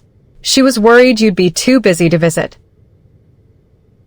Too busy? I'm never too busy for her. I should have realized that when you came to my office. Your office made it clear that people like me aren't welcome in places like that. People like you? You mean people who risk everything to help others in need? I meant people who don't look successful enough to deserve basic respect. I came here to apologize for that. For how I treated you, how my staff treated you, everything. Apologizing doesn't change what happened or how it felt to be treated like a criminal for trying to help. You're right. Words can undo the damage, but they're all I have to offer right now. Your grandmother almost died while we argued about my appearance and social status. I know. That knowledge will haunt me for the rest of my life. It should haunt you, because it could have been prevented if you'd listened instead of judging. You're absolutely right. I let prejudice and arrogance nearly cost my grandmother her life. Nearly cost her life and definitely cost you your integrity. My integrity? I thought I was protecting my business and reputation. Protecting your reputation by destroying your character isn't protection, it's self-destruction. I see that now. Too late to prevent the damage, but not too late to change. Change? People like you don't change. You just feel guilty until the next situation tests your character. I understand your skepticism. I've given you no reason to believe I can be better. No reason at all. Your actions today showed exactly who you are when tested. They showed who I've become, but not who I want to be going forward. What you want to be and what you actually are might be two different things. You're right to doubt me, but I'm asking for a chance to prove I can change. Prove it to whom? Me? Your grandmother? Yourself? All of the above. Starting with earning your forgiveness for how you were treated. Forgiveness isn't earned. It's given freely. But respect has to be earned through consistent actions. Then I want to earn your respect, starting right now. Right now you want to ease your guilt. That's different from actually changing your character. Maybe it starts with guilt, but it has to become something deeper and more permanent. Permanent change requires understanding why your behavior was wrong, not just feeling bad about consequences. You're right. I need to understand the deeper problems that led to treating you so badly. The deeper problems are prejudice, entitlement, and believing that money determines human worth. Those are serious character flaws that I need to address honestly. Character flaws that hurt real people, not just abstract concepts. They hurt you. Badly. And I'm truly sorry for that pain. Sorry for the pain, or sorry you got caught treating someone badly. Sorry for the pain. The catching part doesn't matter compared to the harm I caused. Harm to me, potential fatal harm to your grandmother, and harm to your own soul. My own soul? I hadn't thought about it that way. Treating people badly damages your humanity, even when no one sees it happen. You're right. I've been damaging my own humanity for years without realizing it. Realizing it is the first step toward healing it. How do I heal damage I've been causing for years? By treating every person you meet with the same respect you want for yourself. Every person? Regardless of their appearance, status, or background? Every person. Because everyone has inherent worth that doesn't depend on external circumstances. That's what my grandmother always taught me, but I forgot somewhere along the way. Success sometimes makes people forget the values that help them become successful. Success without values isn't really success, is it?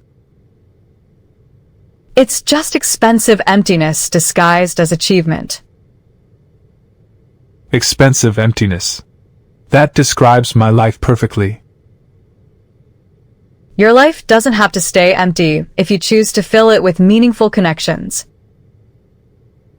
Meaningful connections like the one you have with my grandmother? Like the one anyone can have when they treat others with genuine kindness and respect. Will you teach me how to do that? How to connect with people the way you do? I can't teach you to be genuine. That has to come from inside you. Then help me find it inside myself. Please. Why would I help someone who treated me so cruelly just hours ago? Because you're a better person than I am, and you care about my grandmother's happiness. Your grandmother would be happy if you became the kind of person she raised you to be. The kind of person who helps others instead of looking down on them? The kind of person who sees everyone as worthy of dignity and respect. I want to be that person. I need to be that person. Wanting and needing aren't enough. You have to choose to act differently every single day. I'm choosing right now to act differently. Starting with how I treat you. How are you going to treat me? With the respect and gratitude you deserve for saving my grandmother's life. Gratitude is nice, but respect has to be shown through actions, not just words. What actions would show you that I respect you? Treating other people in my situation with kindness instead of cruelty. Other people in your situation? You mean people who need help? People who look different, earn less money, or come from backgrounds you don't understand. I promise to treat everyone with kindness from now on. Promises are easy to make when you feel guilty. Keeping them when the guilt fades is harder. Then hold me accountable. Help me keep this promise. Hold you accountable? We barely know each other. We know each other well enough for you to have risked everything to save my grandmother. I risked everything for her, not for you. I know. But maybe we can build something positive from this terrible beginning. Build what? We come from completely different worlds. Different worlds, but we both care about the same person. Caring about your grandmother doesn't mean we have anything else in common. Maybe not, but it's a start. A foundation for mutual respect. Mutual respect requires mutual understanding. Then help me understand your world the way you understand mine. My world? You think you understand my world? I thought I did, but today showed me how wrong I was about everything. Everything? That's a big admission. A necessary admission. I was wrong about you, wrong about poverty, wrong about what matters in life. What do you think matters in life? People. Relationships. Kindness. Things that can't be bought or sold. Those things have to be cultivated through daily choices and actions. Daily choices like the choice you made to help my grandmother despite having every reason not to. I chose to help her because she's been kind to me when others haven't been. Kind to you? How? She treats me like family, like someone who matters, regardless of my circumstances. She sees your worth when others, including me, only saw your appearance.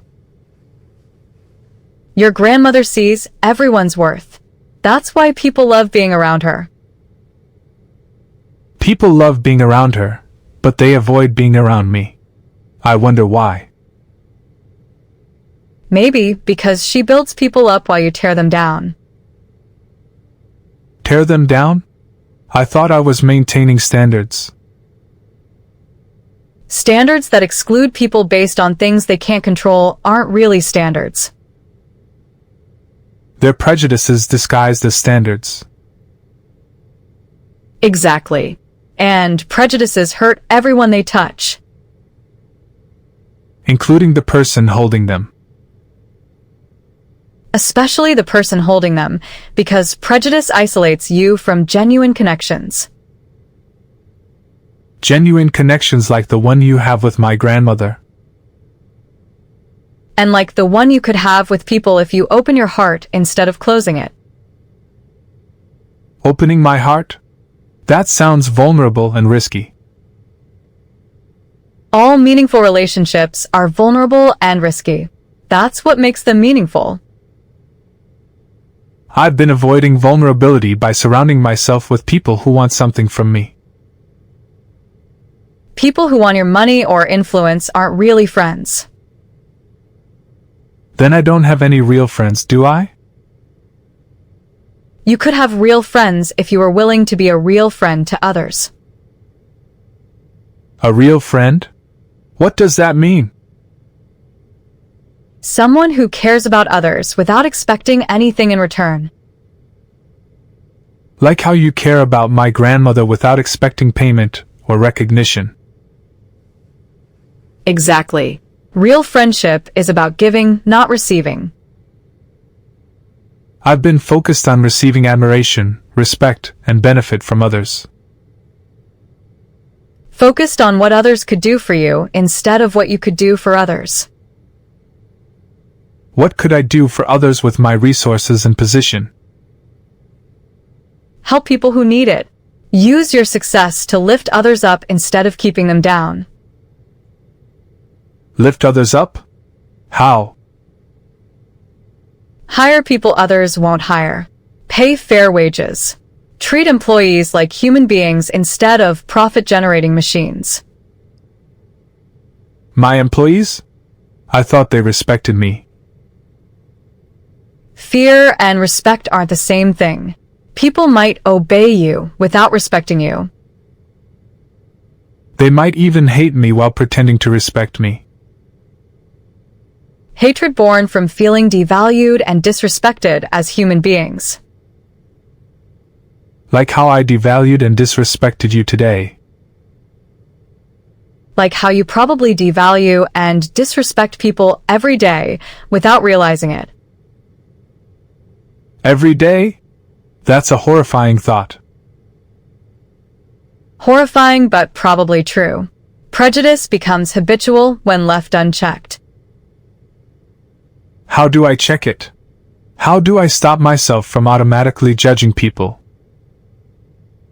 By remembering that every person has a story, struggles, and dreams that matter. Every person? Even people who look homeless or poor? Especially people who look homeless or poor because they face judgment constantly. Judgment from people like me who think appearance equals worth. Appearance equals circumstances, not worth. Worth comes from character and actions.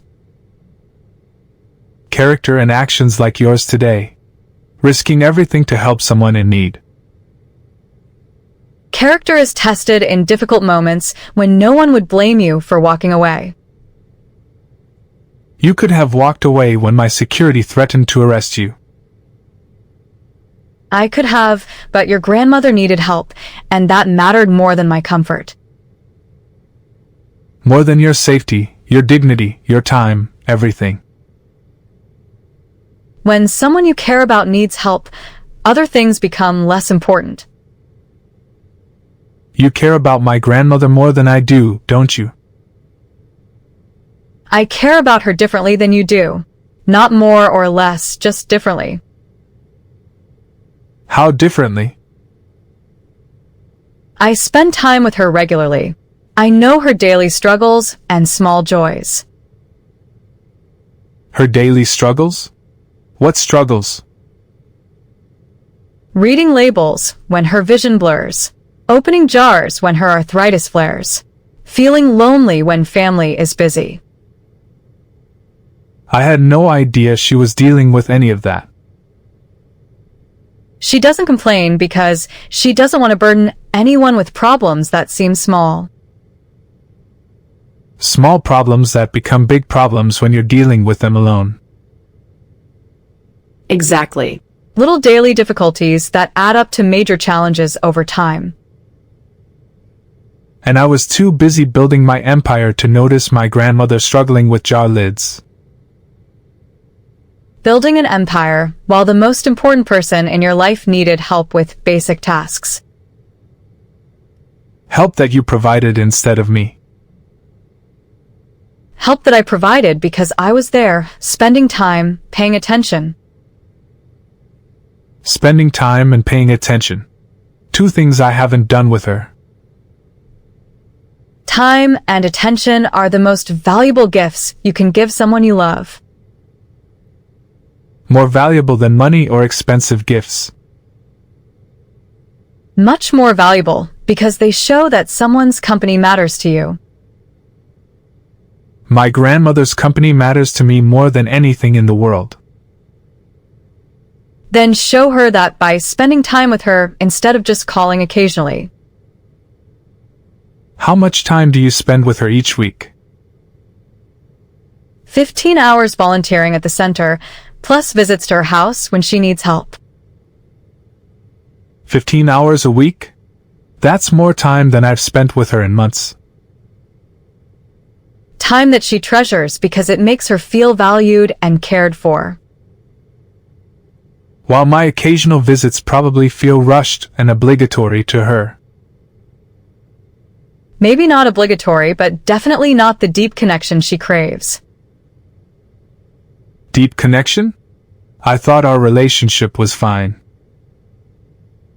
Relationships require ongoing investment to stay strong and meaningful. Investment of time, attention, and genuine interest in each other's lives. All things that can't be purchased but have to be freely given. Freely given like the gift of your friendship to my grandmother. Friendship is always a gift, never a transaction. I've been treating all my relationships like transactions. Transactions end when the benefit stops. Relationships continue through good times and bad. Good times and bad? Like when someone has a heart episode and needs medication? Exactly.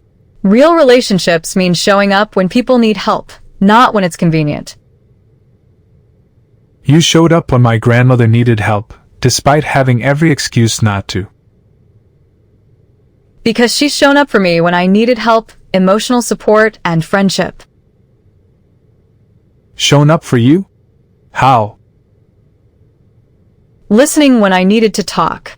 Offering wisdom when I faced difficult decisions. Being present during my hardest moments. She's been more present for you than I've been for her. Presence isn't measured by blood relationships or family titles. It's measured by actual time spent caring for each other. Time spent and genuine emotional investment in each other's well-being. Emotional investment? I thought providing financial security was enough. Financial security is important, but emotional security matters just as much. Emotional security? Like knowing someone cares about you personally? Like knowing someone would drop everything to help you if you needed them. The way you dropped everything to deliver medication when she needed it. The way anyone who truly cares would drop everything during a real emergency. But I didn't drop everything. I was too busy with a business meeting. Too busy to take a call from someone who might have been dying.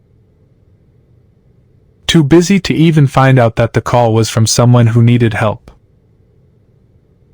Too busy to be available for the most important person in your life. The most important person who's been getting her emotional needs met by volunteers instead of family. Volunteers who have time to listen and care about her daily experiences.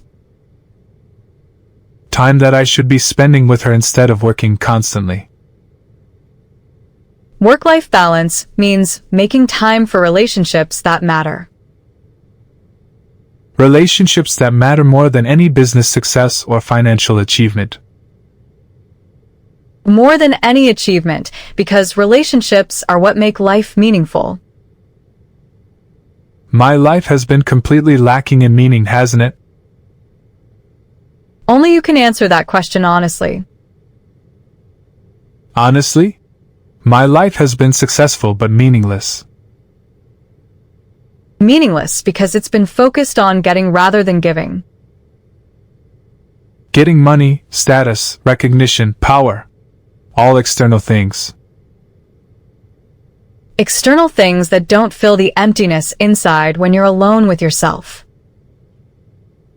I am empty inside. Completely empty despite all my success. Emptiness can be filled, but only with genuine connections and meaningful contributions to others. Meaningful contributions like the way you contribute to my grandmother's life. Small daily contributions that add up to significant positive impact over time. Small daily contributions that I could make if I changed my priorities. If you changed your priorities from getting to giving. From success for myself to service for others. Service doesn't mean sacrificing success, just redefining what success means. What does success mean to you? Making a positive difference in people's lives, even in small ways. Small ways like delivering medication or helping with household tasks. Small ways like listening, caring, and being present when someone needs support. Being present. Something I've forgotten how to do. Something you can relearn if you're willing to slow down and pay attention. Slow down? My entire life is built around speed and efficiency. Some things can't be rushed. Relationships take time to develop and maintain.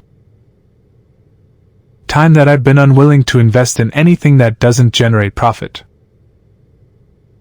Relationships generate something more valuable than profit if you nurture them properly. Something more valuable? Like what? Love, support, meaning, purpose, and genuine happiness. Genuine happiness? I thought I was happy with my success. Were you happy or just satisfied with achieving goals? Satisfied with achieving goals, but not actually happy. Not deeply fulfilled. Deep fulfillment comes from knowing you've made a positive difference for others. The way you've made a positive difference for my grandmother. And the way you could make a positive difference if you chose to focus on helping instead of judging. Helping instead of judging. That would require changing my entire worldview. Changing your worldview from scarcity to abundance. Scarcity to abundance? What does that mean? Believing there's enough kindness, respect, and opportunity for everyone. Instead of believing that treating others well somehow diminishes me. Exactly. Lifting others up doesn't pull you down. It elevates everyone. Elevating everyone? That sounds like a beautiful way to live. It's the only way to live that creates genuine happiness and lasting fulfillment. Will you help me learn to live that way? I can share what I've learned, but you have to choose to practice it daily. I'm choosing right now to practice treating you with the respect and kindness you deserve. Right now is good, but tomorrow and next week and next month matter too. Every day for the rest of my life. That's my commitment. Commitments are easy to make when emotions are high. Keeping them when life gets complicated is harder. Then help me stay accountable. Be my friend and call me out when I fall back into old patterns. Be your friend after what happened today. Because of what happened today, you've already shown me more truth about myself than anyone ever has. Truth that you didn't want to hear at the time.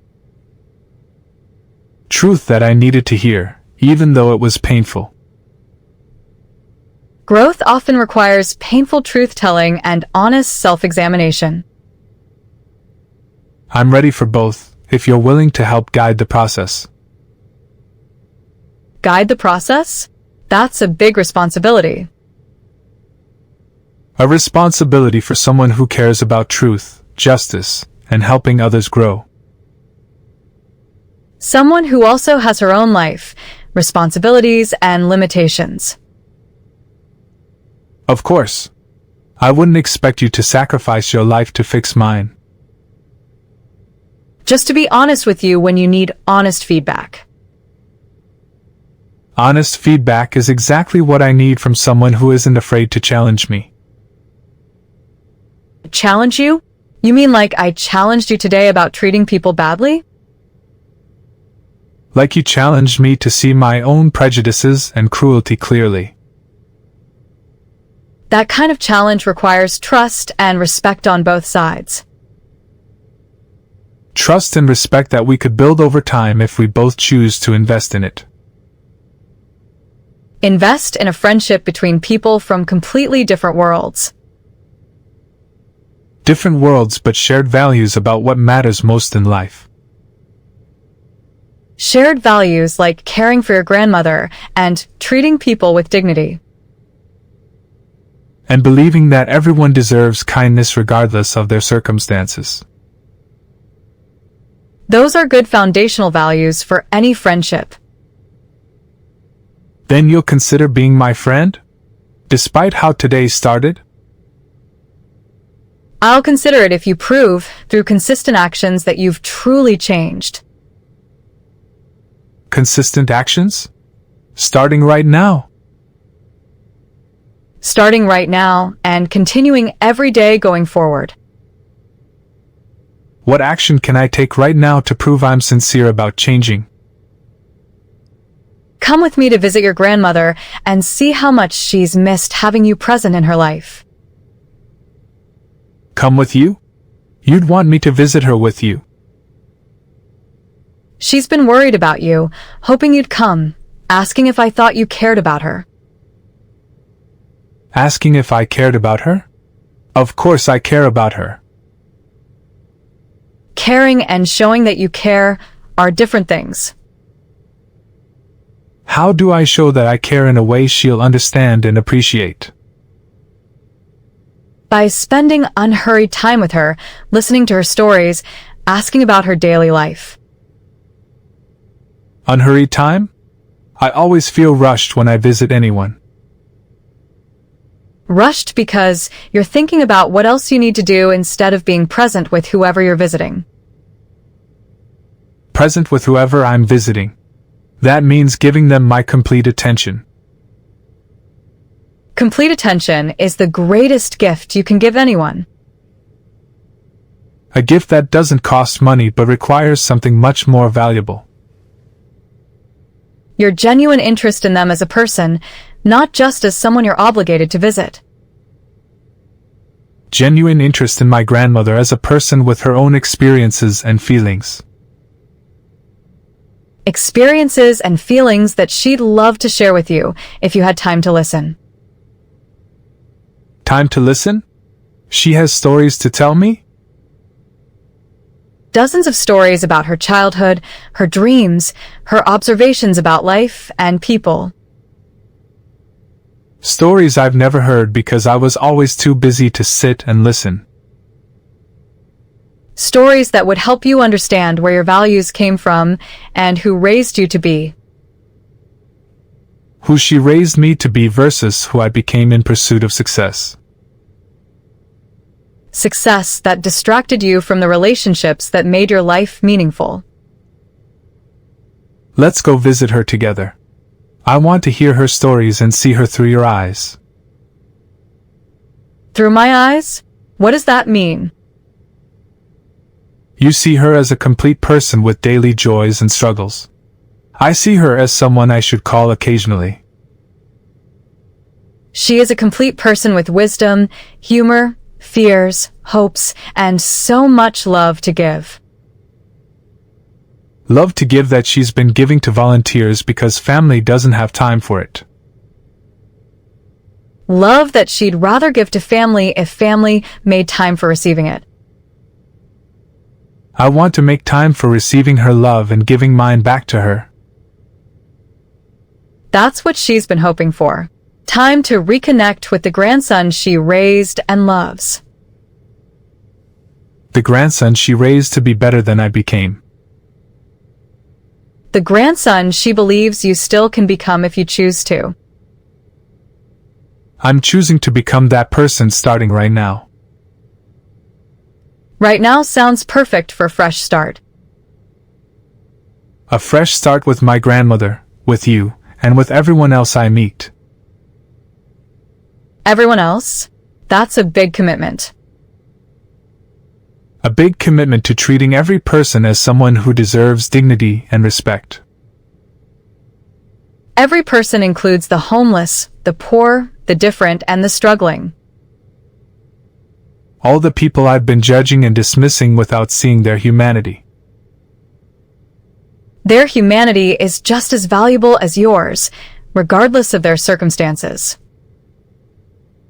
I understand that now.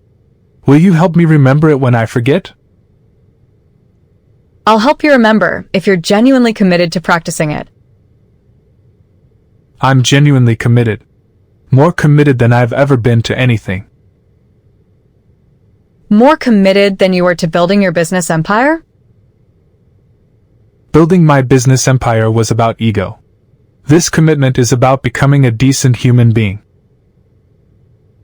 Decent human beings change the world one interaction at a time. One interaction at a time, starting with how I interact with my grandmother. And how you interact with me, with your employees, and with strangers you meet.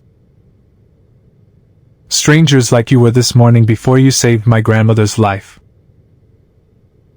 Before I tried to help and was treated like a criminal for caring about someone. Never again. No one who comes to me for help will ever be treated that way again. That's a promise worth making and keeping. A promise I'm making publicly to you as my witness. I witness your promise, and I'll help you keep it if you're serious. I'm serious. More serious than I've ever been about anything in my life. Then let's go visit your grandmother and start practicing what you've promised. Let's go. I can't wait to hear her stories and spend unhurried time with her. She can't wait to spend unhurried time with you either. Thank you for making this possible. For saving her life and giving me a chance to save mine. Save your life? How am I helping you save your life? By showing me that the life I was living wasn't really living at all. The life you were living was successful, but empty. Empty and meaningless and disconnected from everything that actually matters. Everything that matters is still available to you if you choose it. I choose it. I choose connection over isolation, kindness over cruelty, love over success. Love doesn't mean giving up success. It means defining success differently. Defining success as making a positive difference instead of just making money. Making money can be part of making a positive difference if you use it wisely. Using it wisely means helping others instead of just accumulating more for myself. Helping others with your resources, while also sharing your time and attention. Time, attention, and genuine care for people as individuals. Individuals with inherent worth that doesn't depend on what they can do for you. Inherent worth that I'll recognize and honor in every person I meet. That's a beautiful commitment to make and live by. A commitment inspired by your example of how to treat people with dignity. My example?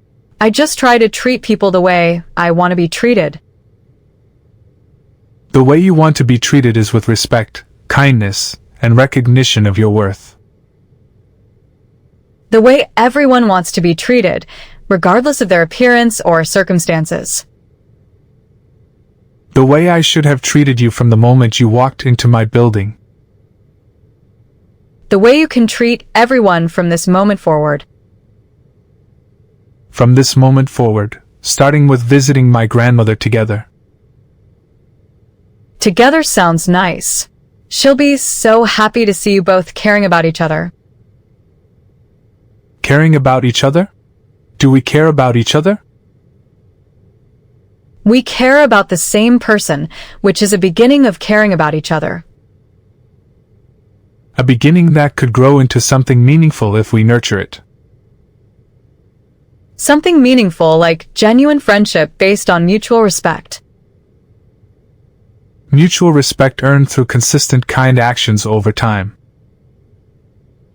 Over time, we'll see if this moment of understanding translates into lasting change. It will translate into lasting change because I'm committed to making it happen.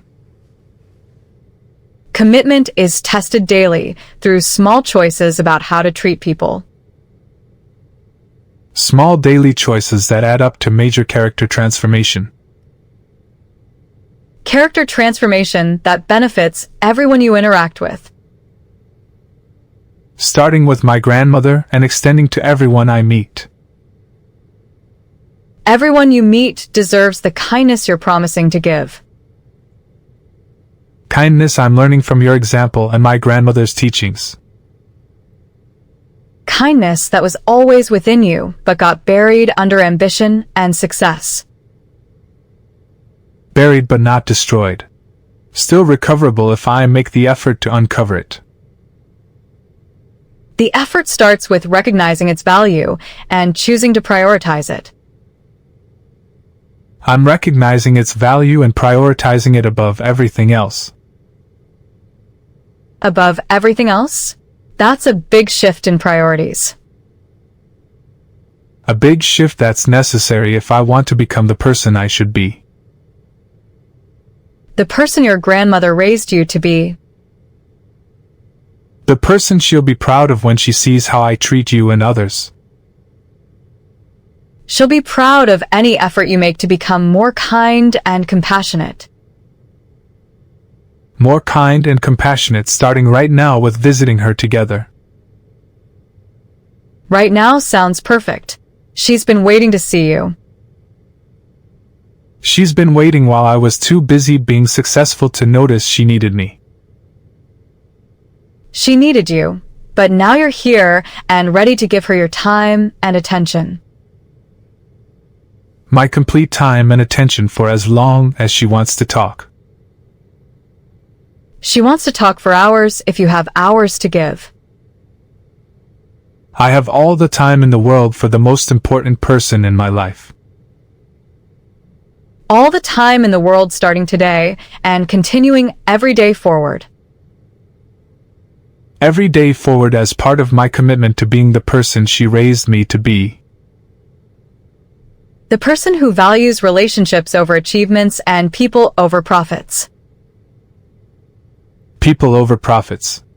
That's going to be my new business philosophy too. New business philosophy? How will that work? Treating employees like human beings, paying fair wages, creating positive work environments. Positive work environments where people feel valued and respected. Valued and respected regardless of their position or background. That kind of environment would attract and keep the best people. The best people who want to work somewhere that aligns with their values. Values like treating everyone with dignity and creating meaningful work. Meaningful work that makes a positive difference in the world.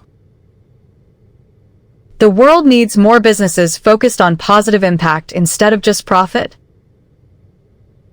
My business will be focused on positive impact starting immediately. Immediately? That's a fast transformation.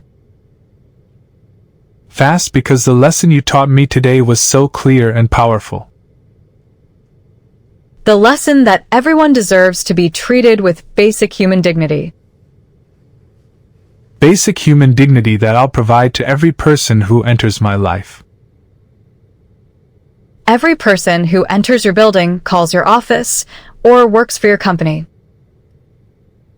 Everyone without exception, regardless of how they look or where they come from. That's the commitment your grandmother will be proudest to see. The commitment I'm making because of your courage and her example. Courage and example that showed you what real character looks like. Real character that I want to develop and demonstrate every day. Every day through small acts of kindness and respect toward all people. All people, starting with the most important person in my life. Your grandmother, who's been waiting patiently for your visit. Let's go to her right now. I can't wait to start this new chapter. This new chapter, where you become the person you were meant to be. The person I was meant to be, inspired by the person you already are. The person who almost gave up on you, but decided to give you one more chance. One more chance that I'll treasure and prove worthy of every day. Every day, by treating people with the same kindness you're hoping to receive. The same kindness you showed by risking everything to help my grandmother. Kindness that saved her life and possibly saved your soul. Definitely saved my soul. You gave me back my humanity. I just reminded you of the humanity that was always there. Always there but forgotten in pursuit of success without meaning. Success with meaning starts with caring about people more than profits. People more than profits, starting right now with the person who matters most. The person who can't wait to see the man you're becoming. The man I'm becoming because you had the courage to challenge me. The courage to speak truth when truth wasn't welcome. Truth that was desperately needed even though I didn't want to hear it. Truth that hurts initially but heals ultimately if you accept and act on it. I'm accepting it and acting on it, starting with visiting my grandmother. Visiting her with someone who genuinely cares about her well-being. Someone who showed me what genuine caring looks like in action. Caring that costs something but gives back much more than it costs. Much more than it costs in terms of meaning, purpose, and fulfillment. Fulfillment that comes from knowing you've made someone's life better. Like you made my grandmother's life better and my life better too. I just did what anyone should do when someone needs help. What I should have done but was too prejudiced and proud to do. Too prejudiced and proud then, but ready to be different now. Ready to be different in every way that matters. Different in how you see people and how you treat them. How I see them as individuals with inherent worth and dignity. Individuals deserving of respect regardless of their external circumstances. Respect that I'll give freely because it's what every human being deserves. What every human being deserves, and what you're finally ready to provide. Finally ready after learning the hard way that success without compassion is failure. Failure disguised as success until a crisis reveals what really matters. What really matters is people and relationships and love. Love that your grandmother has been hoping to share with you. Love that I'm finally ready to receive and give back fully. Fully and consistently from this day forward. From this day forward and for the rest of my life. The rest of your life dedicated to being the person she raised you to be. The person who treats everyone as family deserves to be treated. Everyone as family. That's a beautiful way to think about humanity. Humanity as one big family where everyone deserves love and respect. Love and respect that you're committing to provide regardless of reciprocity. Regardless of reciprocity, because giving is more blessed than receiving. More blessed because it connects you to your highest and best self. My highest and best self that you helped me rediscover today. Today when everything went wrong but somehow turned out right. Turned out right because you refused to give up on helping someone you love. Someone I love who raised a grandson capable of becoming extraordinary.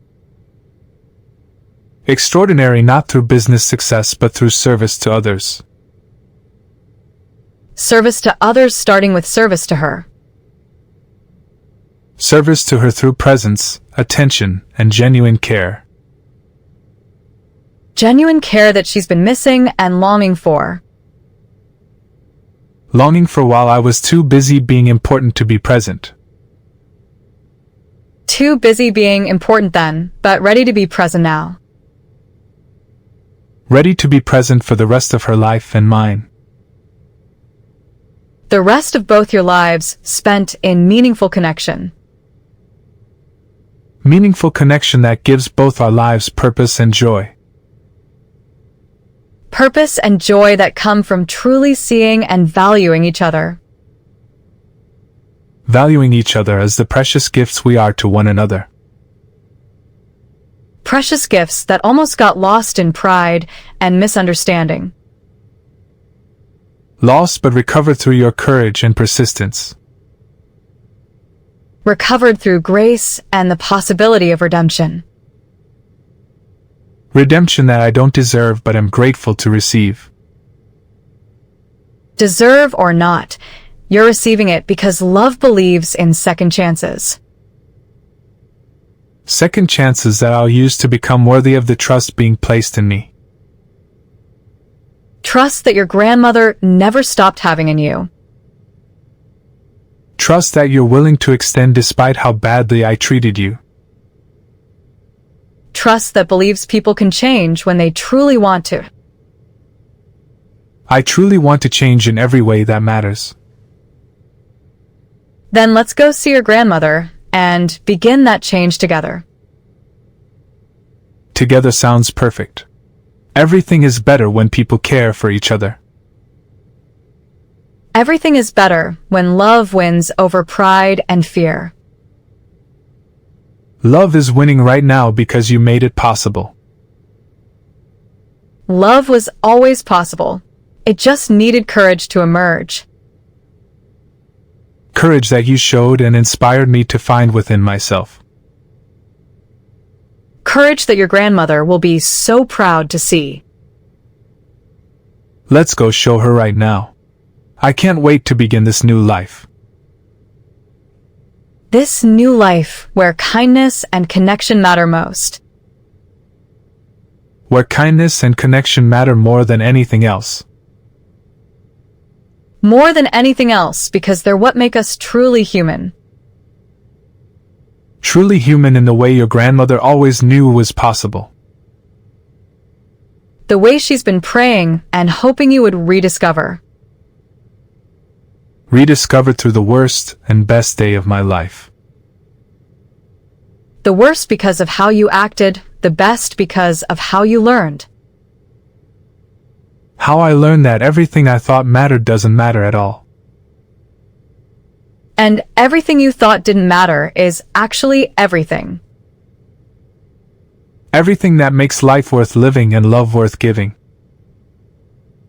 Worth giving freely and abundantly to everyone we meet. Everyone we meet, starting with the person waiting for us right now. The person who can't wait to see us walk through her door together. Together as friends who care about her and each other.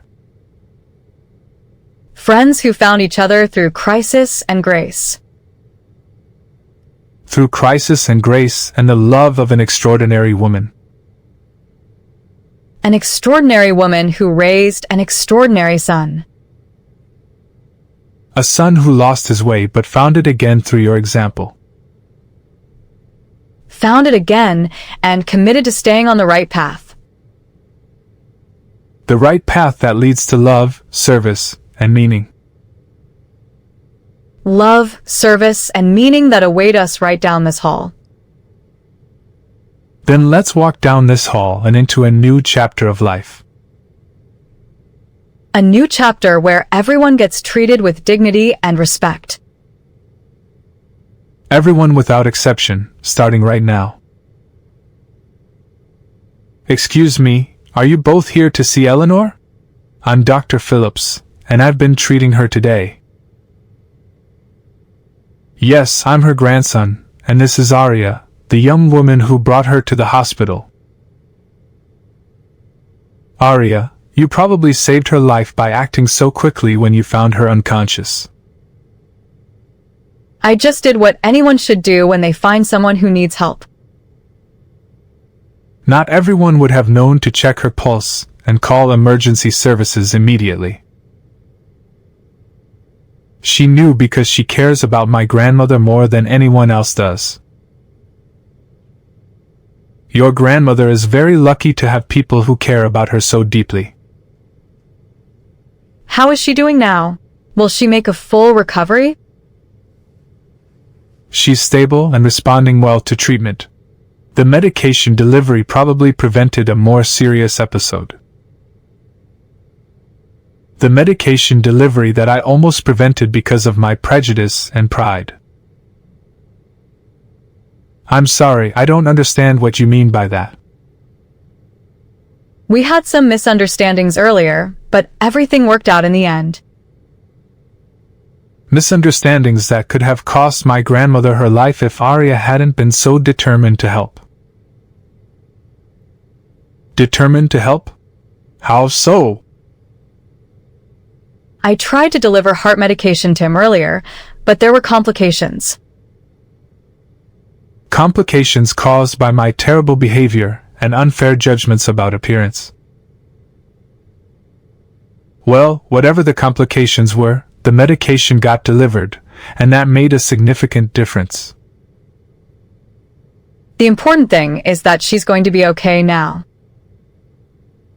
She's going to be okay, and I'm going to be a better grandson from now on.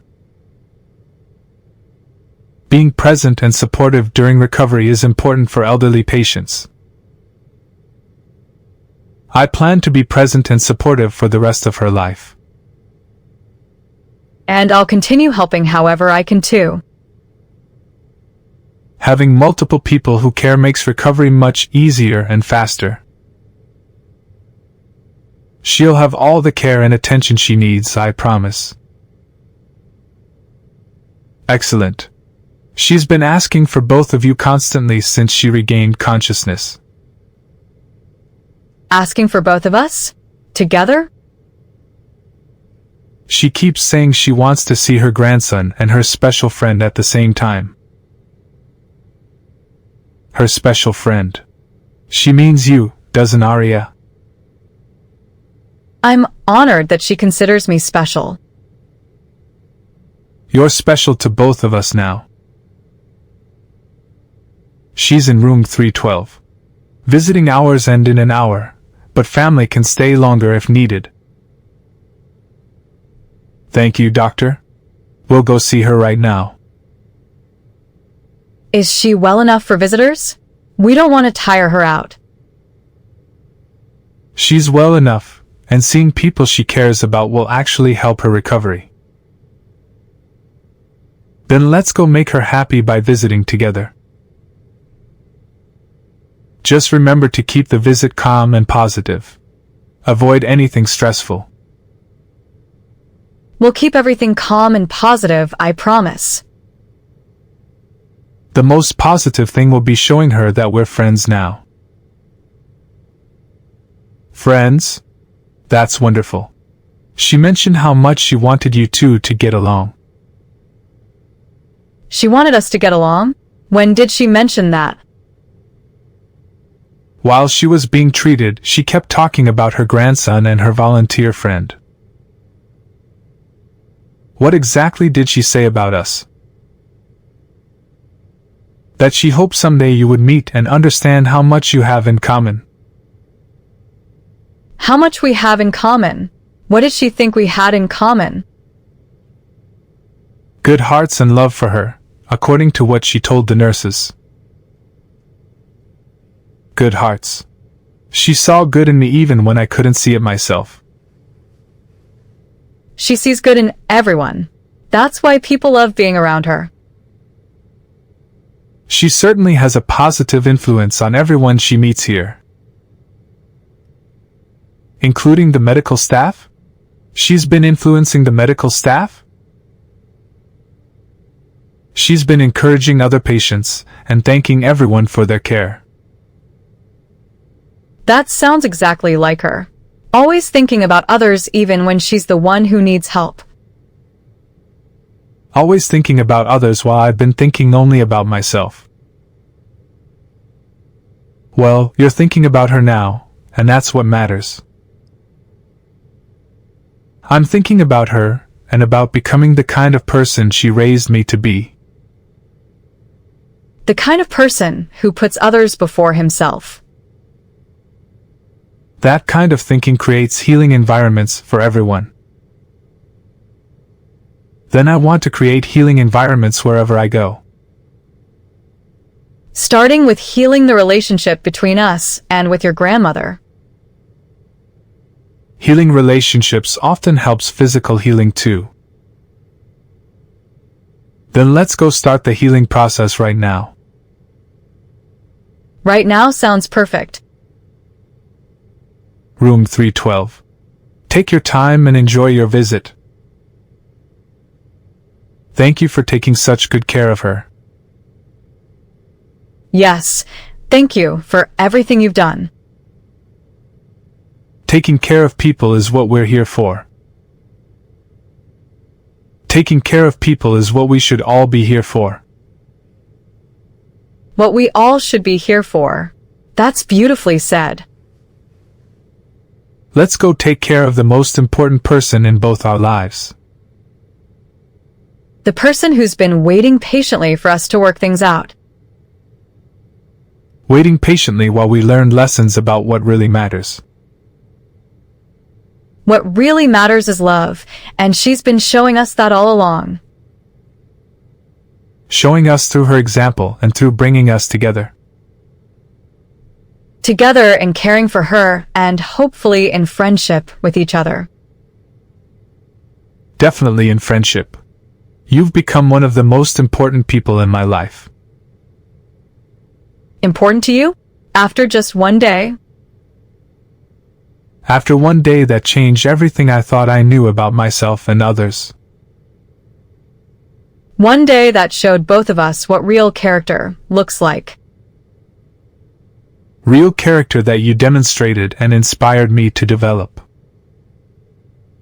That we both demonstrated by choosing love over pride in the end. Love over pride, forgiveness over resentment, hope over despair. Hope over despair, because tomorrow can be better than today if we choose to make it so. We're choosing to make it so starting with this visit. This visit where we show her that love won and relationships matter most. Love one because you refuse to give up on helping someone you care about. Love one because you chose to humble yourself and change rather than defend your pride. Love one because my grandmother raised people who believe in the power of redemption. The power of redemption and second chances and grace. Grace that I'm receiving and that I'll extend to everyone I meet. Everyone you meet will be better for encountering the new person you're becoming. The new person who learned that kindness is strength and humility is wisdom. Kindness is strength and humility is wisdom. Your grandmother will love hearing that. She'll love hearing that her lessons finally took root in my heart. Finally took root and will grow stronger every day. Stronger every day through practice and commitment and friendship with you. Friendship that will help both of us stay true to our best selves. Our best selves that emerged from our worst moments today. Our worst moments that became our best opportunities for growth. Growth that will continue together as we care for the person who made it possible. The person who's waiting for us right behind this door. Behind this door with so much love to give and receive. Love to give and receive and witness between us. Let's not keep her waiting any longer. Let's go show her that everything worked out exactly as it should have. Exactly as it should have, through grace and courage and love. Through grace and courage and love that changed everything. Ready to begin this new chapter together? Ready to begin this new chapter where everyone matters and kindness wins. Then let's go in. My dear boy, and my sweet Arya, you're both here together. Grandma, I'm so sorry I wasn't here sooner. I should have been with you from the beginning. You're here now, and that's all that matters. And you brought Arya with you. I hope it's okay that we came together. We wanted to see how you're feeling. Okay? It's more than okay. I've been hoping for this moment for so long. Hoping for this moment? What do you mean? Hoping that my two favorite people would finally meet and become friends. Your two favorite people? You mean Logan and me? Of course. My grandson, who I raised with love, and my dear friend, who shows me love every day. Grandma, I haven't been showing you love every day. I've been neglecting you. Nonsense. You've been building a life I'm proud of. I just wanted you to meet someone who could teach you about joy. Teach him about joy. What kind of joy? The joy that comes from helping others and connecting with people from all walks of life. All walks of life? You mean people like Arya, who I treated so badly today? You treated Arya badly? When? How? We had some misunderstandings earlier, but we worked them out. Misunderstandings?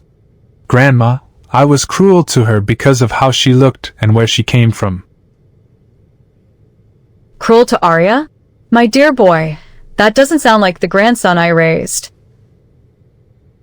It doesn't sound like him because I forgot who you raised me to be. Forgot temporarily, but remembered when it mattered most. He remembered beautifully. He's committed to treating everyone with kindness from now on. Kindness to everyone?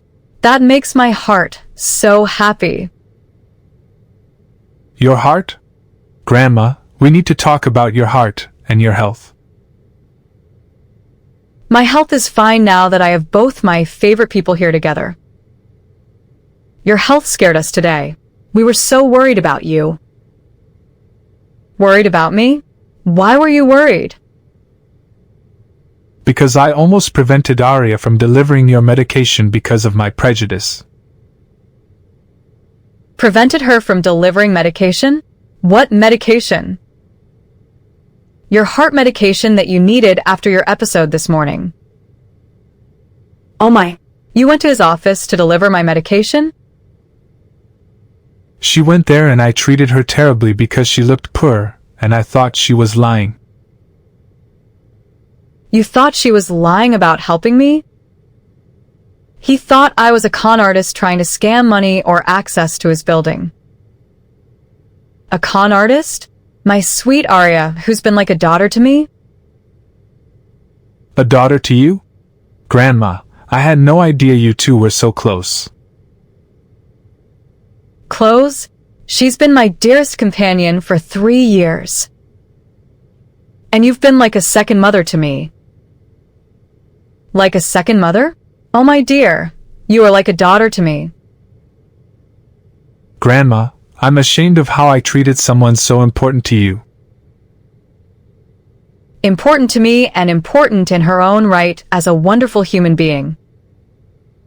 You've always made me feel important and valued, even when others didn't. Others didn't value you? That's their loss and their mistake. Their mistake and my mistake until today when she taught me about true character. True character? What did you learn about true character? He learned that everyone deserves respect regardless of their appearance or circumstances. Everyone deserves respect. That's exactly what I've always tried to teach you. You taught me, but I forgot. Success and pride made me forget your most important lessons. Success and pride can be dangerous if they're not balanced with humility and compassion. He's found his humility and compassion today. It's been beautiful to witness. Beautiful to witness? You've seen my grandson's heart change? She's seen me go from cruel and judgmental to humble and grateful. Humble and grateful? Those are the qualities I hoped you'd develop. He's developed them and committed to practicing them every day. Every day? That makes me happier than you can imagine. Happier than I can imagine? Grandma, your happiness matters more to me than anything.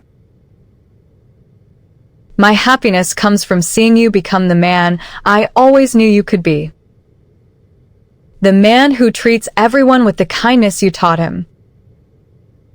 The kindness I learned from my own grandmother and tried to pass down to him. Kindness that I'll pass down to future generations and practice with everyone I meet. Everyone you meet, including people who look different or come from difficult circumstances. Especially people who look different or come from difficult circumstances. Especially them? Oh my, that makes my heart sing with joy. Your heart singing with joy is the most beautiful sound in the world to me. The most beautiful sound is you and Arya talking like the friends I always hoped you'd become. Friends? We're definitely becoming friends after everything we've been through today. Everything you've been through? What exactly happened between you two? I was terrible to her, she was gracious to me, and somehow we found our way to friendship. Terrible to her? But she's so wonderful. How could you be terrible to someone so wonderful? He was protecting what he thought were his standards and values. Standards and values? What's standards and values? False standards about appearance and success that aren't really values at all. False standards? You mean judging people by how they look instead of who they are? Exactly that. But he's learned to see people differently now. See people differently? How do you see people now, my dear boy? I see people as individuals with inherent worth who deserve kindness and respect. Inherent worth who deserve kindness and respect? That sounds like my grandson speaking. It is your grandson speaking. The grandson you raised with love and wisdom.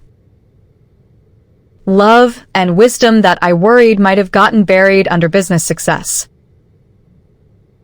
It did get buried, but Arya helped me dig it out and remember who I really am. Who you really are is a good man with a caring heart. A caring heart that he's committed to showing everyone he meets. Everyone he meets?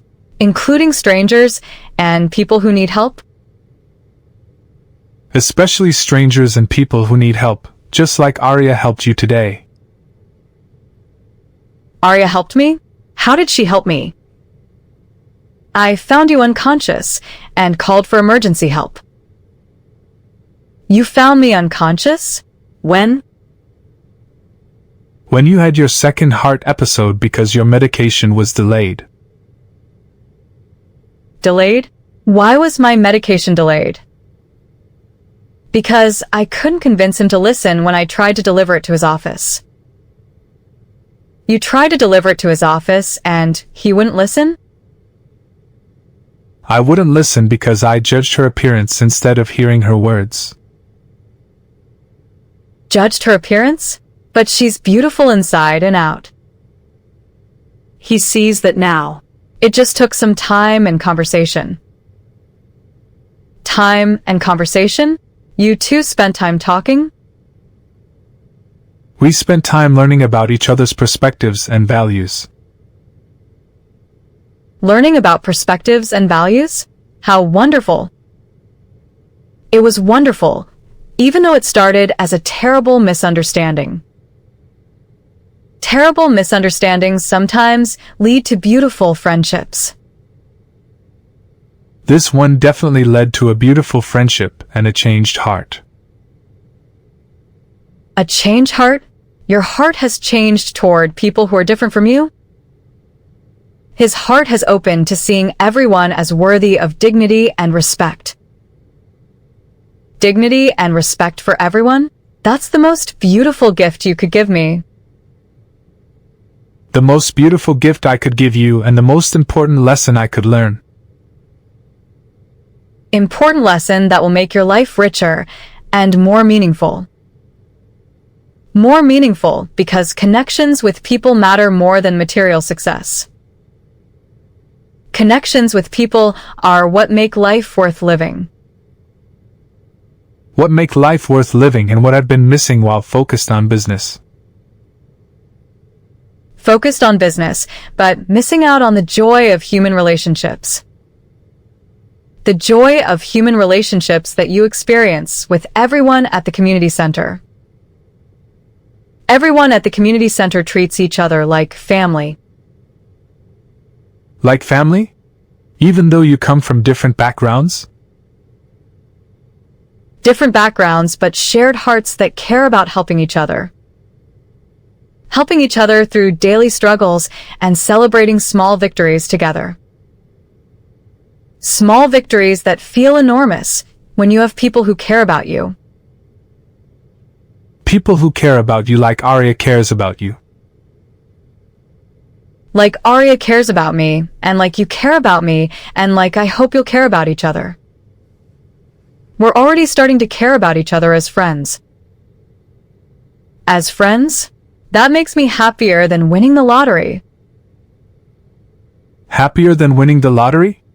Really? Much happier, because friendship is worth more than any amount of money. Worth more than money, because it feeds the soul instead of just the bank account. Feeds the soul with love, understanding, and mutual support.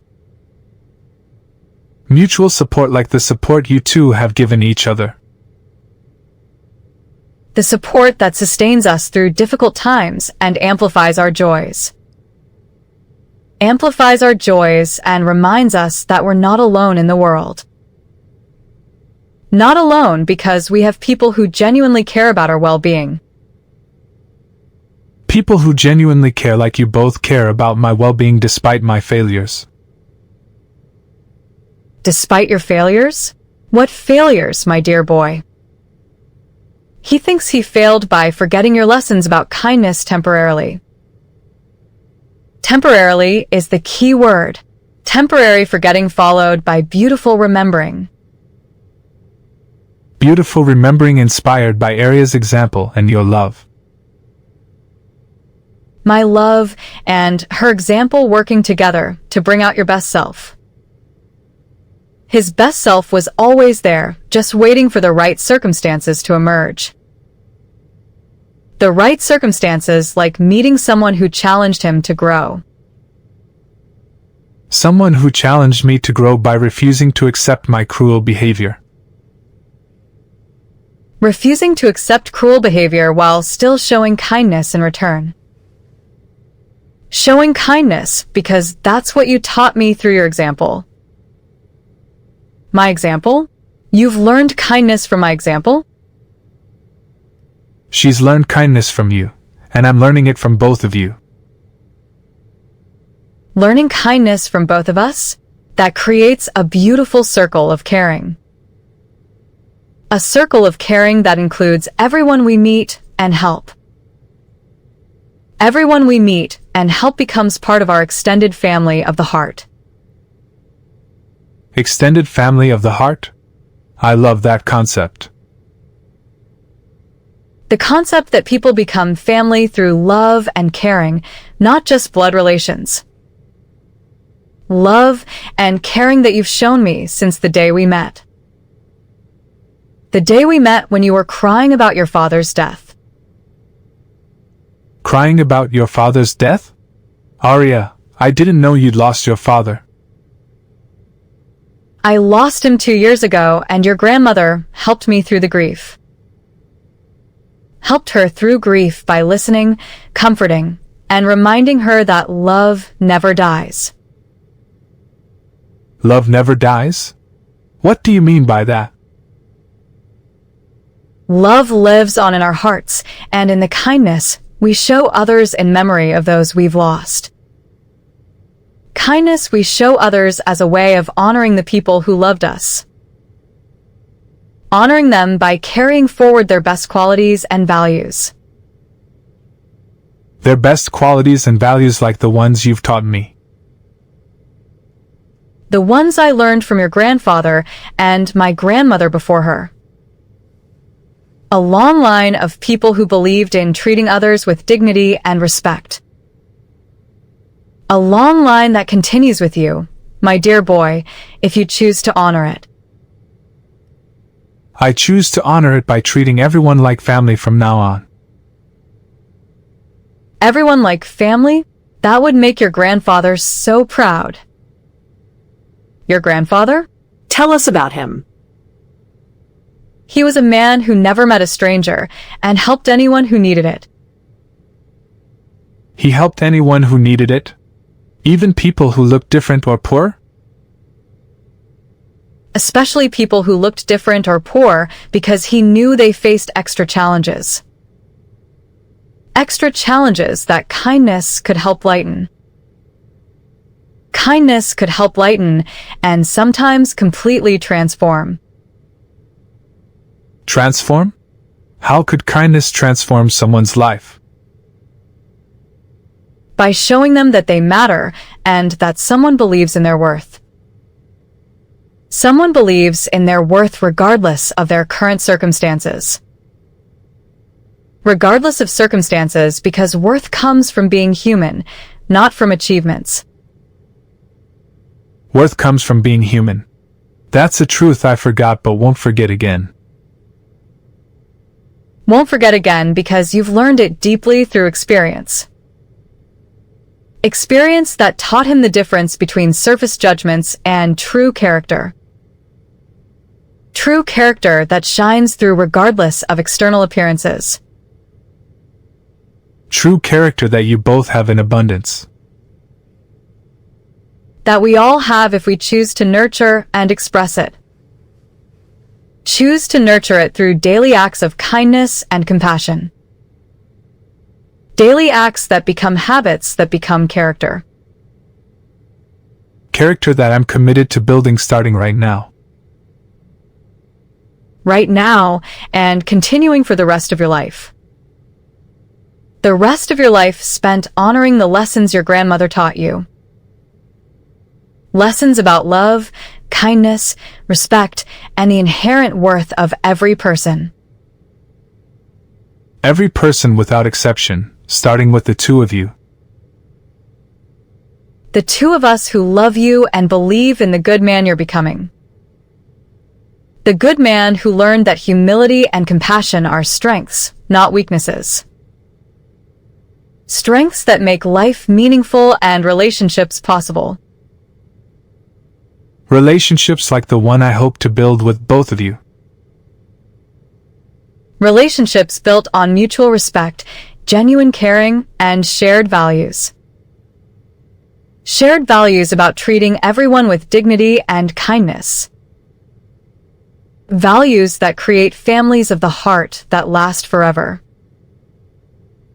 Forever families based on love instead of blood or circumstances.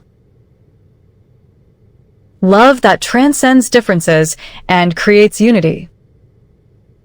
Unity that makes everyone stronger and happier. Happier because we know we belong and matter to each other. We belong and matter to each other starting right now. Right now and always, my dear boy and my dear girl. Always sounds perfect to me. perfect to me too. Thank you both for this gift. Thank you for the gift of seeing my two favorite people become friends.